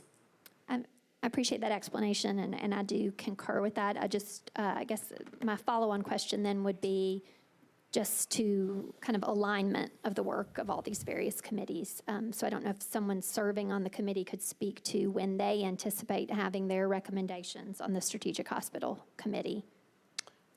I defer to our chairman. We could defer to the chair. Councilman I Mendez. know there's a committee meeting tomorrow. Yeah, we do have a committee meeting on Wednesday this week. I think the legislation that set up the strategic committee for the hospital gave it till December. We might try to beg another month in there, but we'll be out of time after that because the budget process will be here. So whatever recommendations we have, we're going to have to come up with in the next couple months here. Okay, thank you. I appreciate that clarification. Thank you. Thank you, Council Lady Henderson. Seeing no further discussion, all in favor? Opposed? Bill is recommended. As substituted, you got that? Okay. BL 2018-1328, sponsor Mendez, amends the Metro Code regarding tax increment finance and development and redevelopment plans. Is there a motion? Councilman Mendez. Thank you. So I've spent a great deal of time working with MDHA and the administration, and we've got an agreement that I'm going to describe and then ask the administration and MDHA to acknowledge. And then, so this is what the deal would be. What we've worked out is that there would be a moratorium on tax increment financing until June 30, 2019 on the following terms. There would be no new TIF loans by MDHA during the moratorium period unless approved by a passage of a resolution by the Board of MDHA, as well as a resolution passed by a majority of the members allowed in the council, which would be 21, and then signed by the mayor. Second, we would have no new redevelopment plans or transit-oriented redevelopment plans proposed to the council or the MDHA board for approval through at least June 30, 2019. I've agreed that I won't submit any more tax increment financing related legislation while the study and formulating group does its work. And in exchange for this agreed upon moratorium of tax increment financing, I've agreed to defer my remaining TIF bills until the first meeting of July 2019. With that, I'd like to just ask MDHA and the administration just to confirm that I've described that accurately. Do we have someone here from MDHA that can come up so we can get you on the record? Hi, everybody. Jim Harbison, Executive Director, MDHA. Yes. The administration? That is completely accurate. All right, thank you. Now, I know some of my colleagues, frankly, want to go forward with the legislation and have got questions about this. And so what I'd like to do, Chair, is to make a motion to defer this until the first meeting of July 2019, and then I expect that there might be some maybe discussion or questions about the terms of the moratorium that we've agreed to. There's a motion to defer. It's been seconded. Now we're on discussion for the deferral. Council Lady Gilmore. Yeah, okay, so I got a couple of questions. So how long is the study supposed to go until June? May I, Chair? It's 6 months, and so we're taking nominations tomorrow about who would be on the study group, and we'll vote in the second meeting of October. So that'll be I believe the 16th. And then from there, there have to be, the group will be together by the end of October, and it's got 6 months to work, so that'll be the end of April. So theoretically, if they live by the timeline, which they'll need to, we'll have the study group's work will be done by the end of April, and that'll give the council a couple months to, if there's different legislation that, based on recommendations from the group, we'll have a couple months to do that. And then, I'm pretty confident that if we wanted to pass 1319, the one coming up on third reading tomorrow, that we could. But this agreement lets everybody's pencils be down. No new loans, no new redevelopment districts, no new legislation. Let the study group do its work. Okay, so the follow-up question is too, so if we do it by the time of the budget, once August comes, it's re-election for everyone. And I'm just trying to see, how is this helpful in terms of policy and knowing that there's so many council members that are leaving? So the temporary moratorium is fine, but just in terms of if the goal is really to take some of that money that had normally gone back to the district to pay the loan, which really is a best practice to go back to schools, and the states had decided that some time ago. You can read any type of best practice. It should have been going back to the schools anyway. So the question is, how does that help? Because in August, half of us are not going to be back here anyway, and there'll be half of us will not be back. And there'll be new council members that will not understand. So is that policy just a best practice, or is it something that's going to be implemented? My sense is that this agreed moratorium is a win-win-win. We've already agreed that we're going to have the study group go through April. That was already going to leave us just May, June, July to implement whatever the study group comes up with. And my view is they come up with some better suggestion that we implement instead of this, or this term's parting gift to the city of Nashville will be passing 1319 in July. So when you originally formulated the legislation, where did you get just the areas that you focused on? So they would go back to the schools, and they would only go back to that, take a portion from that specific TIF. Where did that come from? That just came from research from how TIF is handled in different places around the country. Okay, so it was research-based, right? Right, I didn't just make this up. Okay, I didn't think you did. So that's what I was kind of getting at. So just trying to understand, and I guess if you're saying to defer it, but the fact that you had researched it, and the fact that it is a best practice, and the fact that we're now deferring, it'll just be interesting to see what they come up with. I'm guessing if you already researched it, my point is, why are we waiting on that part versus? Well, at the time I filed it, one person had researched it. By the time we're fixing to pass 1319 tomorrow night, if we wanted to, about 30 people are on board. And I think through the study and formulating group, we've got an opportunity to get more broad consensus about it. But again, to me, the fallback is if there's not a better idea that comes out of the study and formulating group by the end of April, then our parting gift to Nashville can be passing 1319 in July. Okay. Well, thank you for the explanation. But and I know the state has done they have 70 pages on TIF and how it's usually practiced, even just throughout the county. And the second piece is when I looked at the TIF, one thing I did notice, which I thought was interesting, was that the fact that we use it, but there's no reference in it as it relates to poverty or why we use it. Like if you just kind of read through those, so maybe that's something new that will come out of it. I just thought it was interesting that we use TIF for that. It has to be a certain type of area, but there's no reference to that. It was just more of a technical type of thing. So I'll respect your deferral, and I hope that we really do get some movement. I mean, because I think the answers are there, but just getting some movement out of it so that we can better improve the way that the money is distributed. Thank you. Thank you, Council Lady. I'm going to let you quarterback it, Councilman Mendez. Councilman Glover. Just very quickly, I think I understand. So then tomorrow night, Councilman Mendez, you're going to ask for a deferral on 1319, correct? Correct. All right. And Chair, if I may, I'm just going to direct, because I think I'm with where he is on and what he wants to do.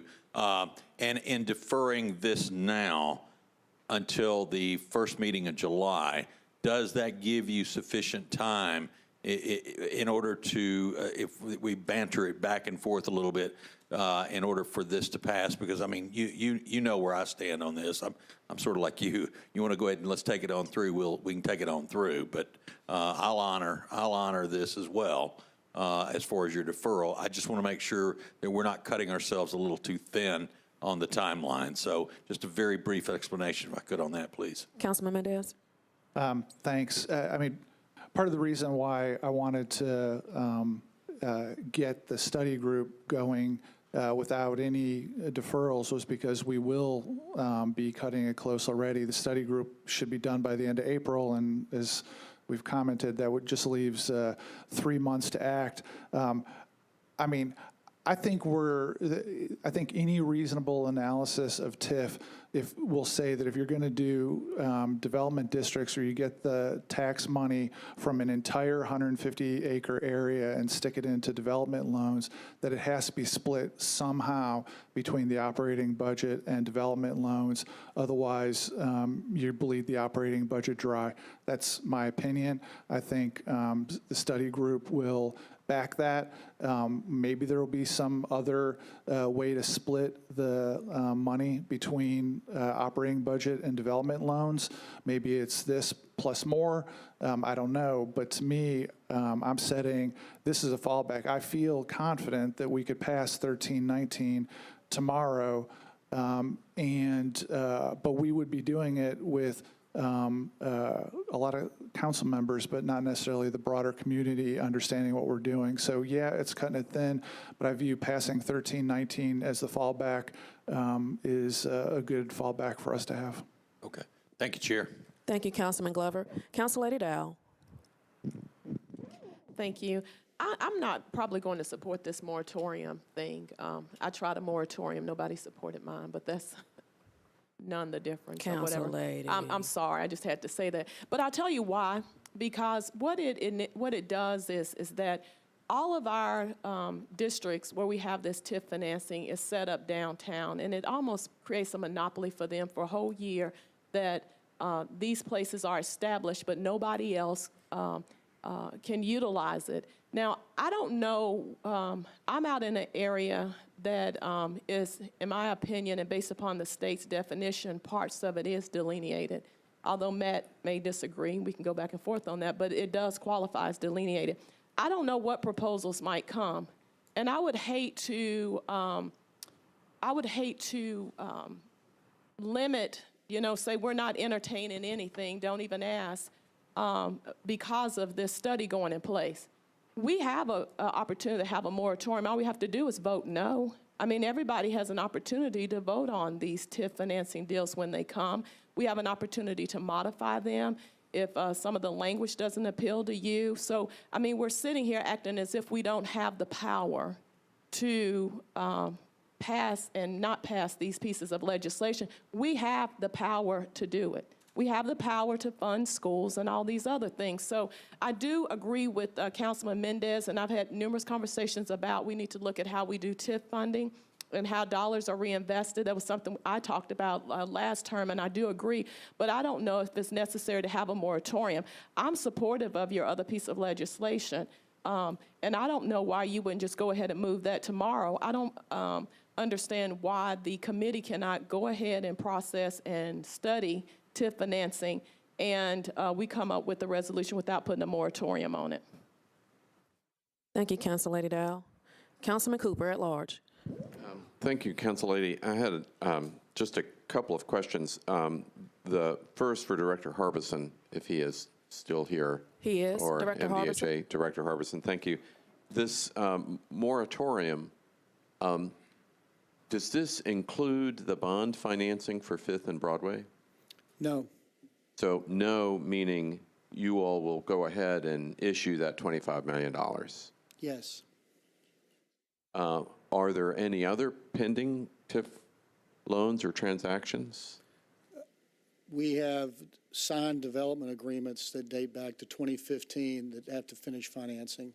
I'll have to get the number of those for you, but there are a couple. We have not had any new TIF applications since the spring of 2017, so we have nothing new, but we have signed development agreements from previously approved TIF agreements that haven't finished the loans at like 5th and Church. 5th and Church, we're just finishing the agreements that were done in 2015. 5th and Broad? I'm sorry, 5th and Broad. 5th and Broad. Right. There's stuff you're doing at 5th and Church. Sure. So I'm sorry, so if you would just recap, so you're planning to go ahead with this special, unique bond issuance of a $25 million TIF loan at 5th and Broad, but that would not be subject to this moratorium. And then I didn't quite understand it. Are there any others?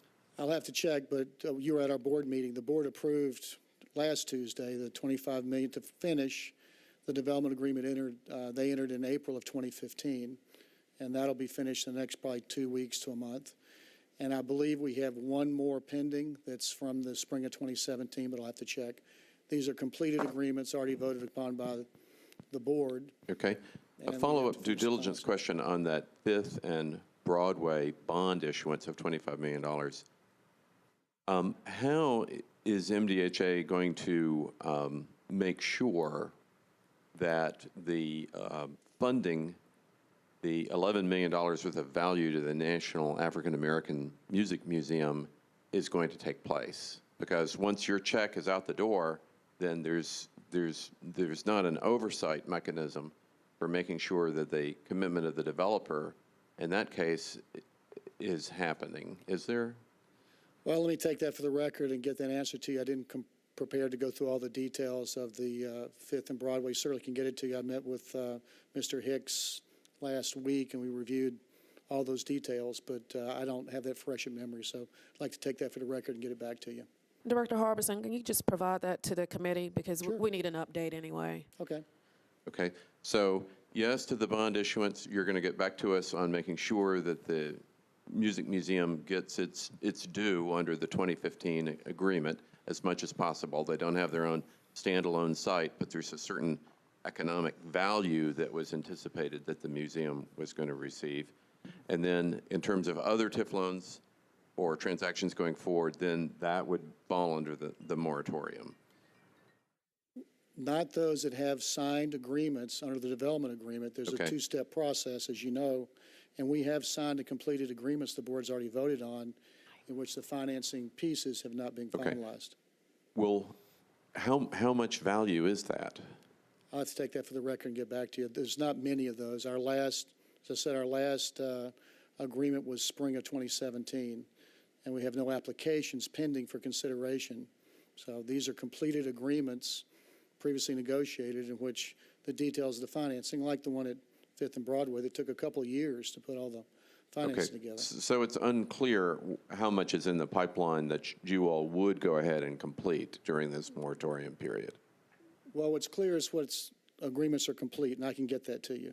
I can't predict who is applying. We have no applications pending, none. We haven't had a new application in well over 18 months. All we've been working on are the ones that were previously agreed to. Okay, thank you. And then I had a question for Mr. Jameson. Thank you, Director, very much. I appreciate it, as always. Is 1319 amendable on third reading? I would say yes. So in terms of 1328 and 1319, having been through at least one reading, 2 meetings in July, you could complete this work prior to the start of the next council? You could. The only thing to keep in mind is that that 90-day bump rule. So Councilman Mendez will probably ask the clerk to put it on the meeting before, and then it'll get bumped, and I think that's consistent with their agreement. And then finally, a question for the sponsor, who I'm a co-sponsor of his worthy bills. Does this moratorium include the sponsor's legislation, or does it include spiritually all TIF legislation by any members of the council? Councilman Mendez. So, I mean, I didn't pretend to speak for the whole council, so I committed for myself. I would ask colleagues to honor that, but you know, everybody's their own person on that. I would, on the question previously asked of MDHA, so the agreement doesn't, I don't think it's possible to ask MDHA to back out of things they've already approved. I don't think any of us would want that. The deal is no new TIF loans to be approved, so no new TIF transactions, and no new redevelopment districts to be introduced to either MDHA's board or the council. I appreciate that. I would make an additional point that I agree, you can't get people to back out of something that you're legally committed to. However, the Fifth and Broadway transaction is a unique, one-of-a-kind bond offering, which Metro has never done before. And admittedly, they've gone ahead and hired the financial advisor, but that no extraordinary effort be taking place in order to fund a TIF loan during this period of time would also seem appropriate. I mean, I hear you on that. I mean, I really don't want to be in the position of being the defender of MDHA. However, I think they're authorized to do that under state law. So even though it's unique in that it hasn't been done before, I don't think they're out of bounds with doing that.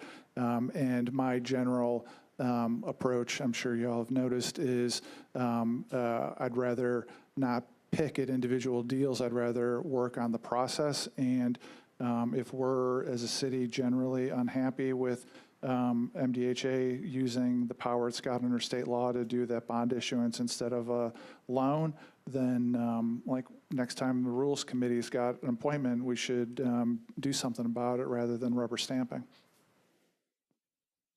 Councilman Cooper? No, I appreciate the explanation, and I appreciate his leadership on this issue, and I think the community has a real interest in the work of the committee taking place going forward. Thank you so much, Councilman Cooper. And just want to remind committee members, we are on discussion for 1328. Councilman Pulley. Thank you, Madam Chair. Very briefly, I just wanted to rise in support of Councilman Mendez's deferral. I think everything he said was well spoken. For the logic behind this deferral, we do have a committee. The committee needs to study this. Although these do seem like very prudent measures to take, I think it's wise for us, as he stated earlier, a win-win-win. Let the committee do their work, and I think this moratorium is key to all of that and key to the deferral. So I appreciate the good work by the councilman, and I rise in support of his request for deferral. Thank you so much, Councilman Pulley. Seeing no further discussion, all in favor? Aye. Opposed? Bill is deferred. Now we're on bills on third reading. Bill 2018-1319, as amended, sponsors Mendez, Vercher, and Rosenberg, amends the Metro Code regarding tax increment financing. Is there a motion? Councilman Mendez. If I may just ask Mr. Harbison and Legal Director Cooper to confirm that we've got the same agreement for a moratorium in exchange for deferring this to the first meeting in July. Director Harbison. Director Harbison. Director, come on. Yes, ma'am. Yes. The administration? Confirmed. With that, I would like to move to defer 1319 to the first meeting of July. It's been moved and seconded. Seeing no discussion. All in favor? Opposed? Bill is deferred. Now we're back to our items that was moved to the Hill. I'm sorry? Oh, Councilman Roten, we had one. One no. Say it like you mean it, Councilman. Okay. RS 2018-1308, Scott Davis, no letter, so that's deferred by rule.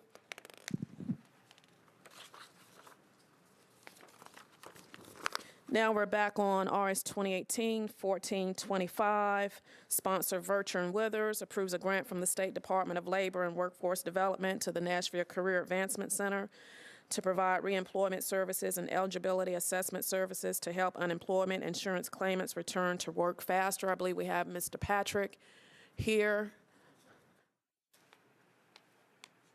Good evening, Council. I think we need a motion too, don't we need a motion? Yeah. Can I get a motion? It's been moved and seconded. Go ahead, Patrick. My apologies for not being here earlier when the bill first came up. This is a small grant to help people receiving unemployment insurance get retrained for new skills and new jobs. Is there any discussion? Council Lady Gilmore. Yes, thank you. I had some questions. I noticed too, on the last one we passed, in September the 18th, we passed Resolution 2018, which is 1398, which was also to provide transitional assistance funding from statewide funds to continue services through the American Job Center's workforce system realignment. Mm-hmm. And then we did 1399, and then we did 1400. But I was just wondering if you could confirm for me, it's my understanding that there's about to be considerable layoffs in your area. Could you just speak to that? I'm trying to see if we're approving this, who's going to handle these, or is that true, or is it not true? Sadly, that is more than likely true.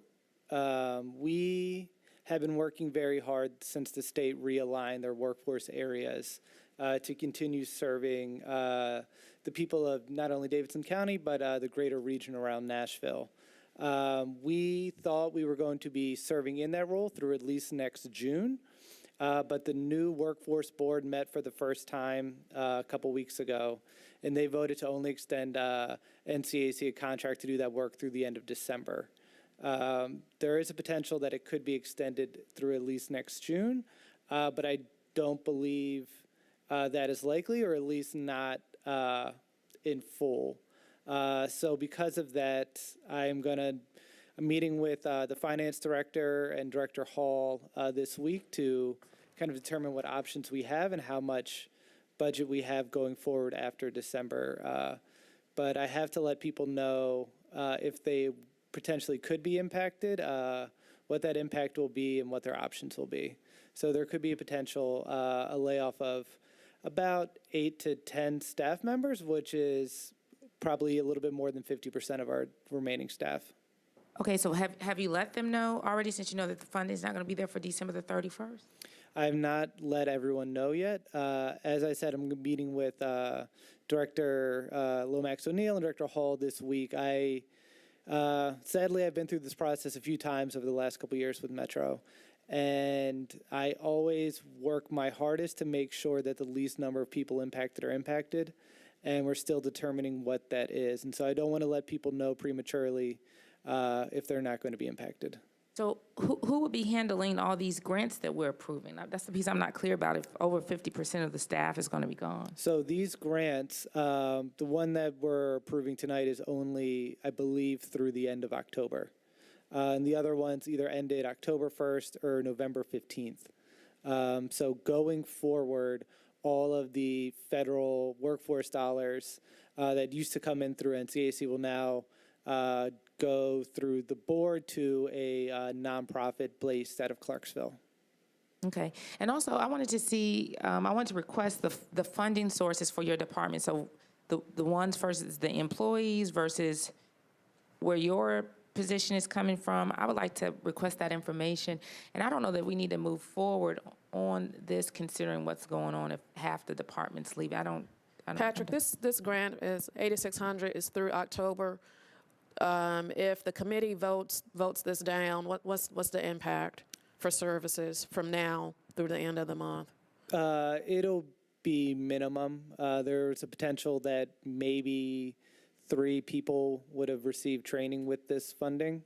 That wouldn't, but otherwise we would just return or we would not accept the money from the state. So are you ultimately saying you don't need the grant from the state? We would always accept money because the more people we could serve is the better, even if it's only 3. But the impact would be about at most 3 people. Okay. You have any more questions, Council Lady? I just wanted to make sure that I received the requested information. I can repeat that. I don't know if that got lost in the conversation. Yeah, we have it. Okay, thank you. Council Lady Henderson. Thank you, Chair Vercher. And I apologize for maybe not understanding kind of structurally how this works as far as federal workforce dollars then to the state and passing through, and then your organization or your department providing this training to the greater Middle Tennessee region, correct? So in mentioning Clarksville, then the intent of the Workforce Board is to have the provider now be out of Clarksville. Correct. Is that correct? Correct. Okay. And I recognize that you're going to meet with the director and otherwise, but I guess I'm just wondering, you know, as you're in touch with finance and then keep in touch with us, I mean, can the funds that you are already using or the grant funds that you are already using, do those require you then not to discriminate as far as service, whether somebody's from Murfreesboro or Dixon or Nashville and so forth? I guess I'm just trying to understand if you were to kind of tighten your staff and your services only to serve those folks in Davidson County. Absolutely. And will these folks be afforded the opportunity to work for the provider in Clarksville? I mean, as far as your staff and. Yes, so that is another thing we're working with the board on is a transition plan for people if they did want to go work for the new organization. But the new organization hasn't determined job descriptions or pay kind of pay grades or benefits or anything along those lines yet.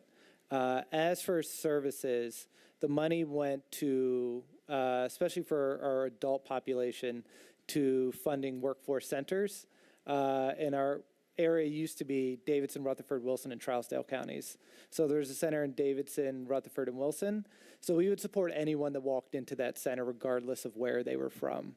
But we wouldn't reach outside of that area to find people for services. The money, though, still exists, and it's still dedicated for Davidson County. It's about $3.9 million. But that will no longer be flowing through NCAC to decide how it's spent. But that money is still coming down from the state and is still allocated for Davidson County and still should be going to residents of Davidson County. Okay, I appreciate that. Thank you. Thank you, Council Lady Henderson. Council Lady Gilmore. Thank you. I have one follow-up question, too. Is it true recently that there were just raises given in your office, in your division?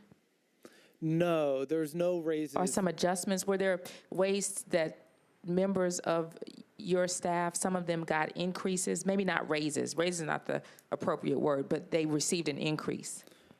There is some members of our youth team who have been somewhat working. Their job descriptions didn't match the work they were doing. So that's being looked at now. But did they receive increases? No, they've not received increases yet. Are they looking at receiving increases? Potentially. Okay. Have you received an increase recently? I did not receive an increase this year. Are you looking at receiving an increase? No, I'm not. Okay. That was my last question. Okay. So we're, you expressed a deferral, you didn't make a motion, so I don't. Okay, yeah, a motion to defer. You moved to defer. Is there a second? It's been moved and properly seconded. Any discussion on the deferral? Council Lady Allen. Thank you. I'm going to vote against the deferral. I still don't understand why there's a problem with spending money in Davidson County that's only good through October to help 3 more people find a job. It seems like this is in order to go ahead and allocate this to them. So I vote against the deferral. Thank you, Council Lady Allen. I'll get the discussion on the deferral, then I'll come back to Council Lady Gilmore, who made the motion. Council Lady Henderson. Thank you, Chair Vercher. Can Council Lady Gilmore speak to her intent on this deferral, please? Council Lady Gilmore. Sure. I think there's just not a lot of things to me that are clear as it relates to the budget. This is the first part of October. They still have the second part of October if they still want to spend the money. I have a concern because there are a lot of employees in that particular area of NCAC that are going to be laid off. The monies go until December. I want to be clear about who's doing what. It's not, we do want our citizens to receive the money, but I'm just not clear that there's talk of raises being considered when you're laying off people. I'm just trying to understand the structure, where the money's coming from, and how it will be used. And I think at this time, a deferral is appropriate. Like I said, we still have the second half of October. I am not clear. Maybe perhaps you are from what you're hearing, but I'm not clear on what staff is going to be there and how that's going to be handled, even if there are 3 people. And then when Chair Vercher had asked for the deferral, and if it made a difference, he said we could return the money. So I wasn't clear on how the level of the necessity. So that's why I'm asking for a deferral. It seems like there's a lot of money going back and forth, and people are being laid off while others are getting raises, and I'm just not clear about what's going on. So that was my reason for the deferral. Thank you, Council Lady. Council Lady Henderson. I appreciate the explanation. Chair Vercher, could we give this gentleman the opportunity to respond to what the deferral would specifically Absolutely. mean? Patrick. So these are essentially 2 separate issues. The grant funding would just go to serve residents. As I mentioned before, if we do not vote, or if you do not vote to accept the funding, then we will just tell the state that we will not be able to accept the funding, and we'll go back into their general pot and they'll reallocate it. But what it would do is it would mean that potentially a few more residents would not be able to get training. But it is separate from the issue of losing our grant funding in total. And I just want to say that nobody cares more about this staff than I do. I've fought very, very hard for the last 2 years to support these people. I've fought, with the state. I fought with the administration. I fought with this council here to do everything I can to protect them and to fight for them, because they are really good people who work really hard. And even through all this change, they've continued to work hard to serve the residents of this area. So I just wanted to say that. Thank you so much. And we know you work extremely hard. Did you have any further discussion, Council Lady Henderson? No, Chair Vercher, thank you. Okay. I just want to say it ain't often we turn down money at this committee, but Councilman Pridemore. Thank you, Madam Chair. On the deferral, before I make a decision on that, I'd like to ask what's the purpose? You've given us the purpose for the funding in question. Is there anything else it can be used for other than the training? No, no raises, no promotions. It's very 3 people being trained. It's very specific funding from the state that can only be used to serve people that are receiving unemployment insurance. So it's a very small group of people as well. Thank you. Thank you, Councilman Pridemore. Seeing no further discussion on the deferral. Council Lady Gilmore. Thank you. I think it was just a follow-up to Council Member Pridemore's question. So do you have to receive the money, it has to be approved at tomorrow's council, and you can't use it for the second half of October? That's my question that I'm asking. The funding, once it is approved by council, we'd be able to spend after that date an invoice back to the state. Yes, but my question is, does it have to be approved at tomorrow's council meeting, and it cannot be approved at the next council? We have first and third Tuesday. That would only afford two weeks, because this is through the end of the month. Right, but he said there's 3 people. I'm just asking. I would like to hear it from him. No, you are right. If it was deferred to the next hearing, then we could still use it just for a shorter period of time. Okay, and just to follow up with Councilmember Pridemore's question, these funds are strictly restricted. I shouldn't say strictly restricted, but they are restricted specifically for the use of the people that you serve and can no way be tied to any of the employees, or even a percentage of it with the employees working with the members? That is absolutely right. Okay, thank you. Okay, seeing no further discussion on a deferral, all in favor?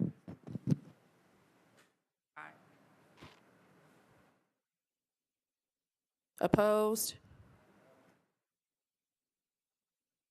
And do a show of hands. Okay, we need a show of hands. All in favor? Opposed? 1, 2, 3. I don't see any hands. I see 3. Okay, I see 3 hands. 1 to 3. Bob, John, abstaining. Motion fails. Motion fails.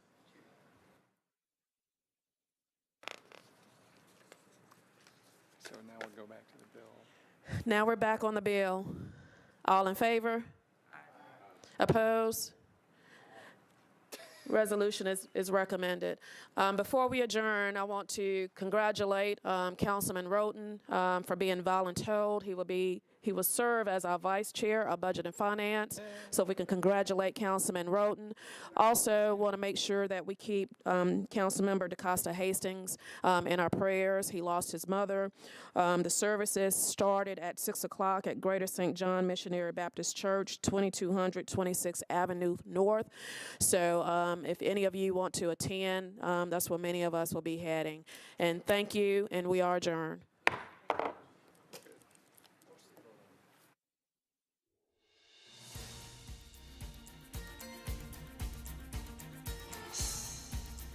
This has been a service of the Metro Nashville Network. If you would like to see this presentation again, or for more information about this and other programs, visit nashville.gov.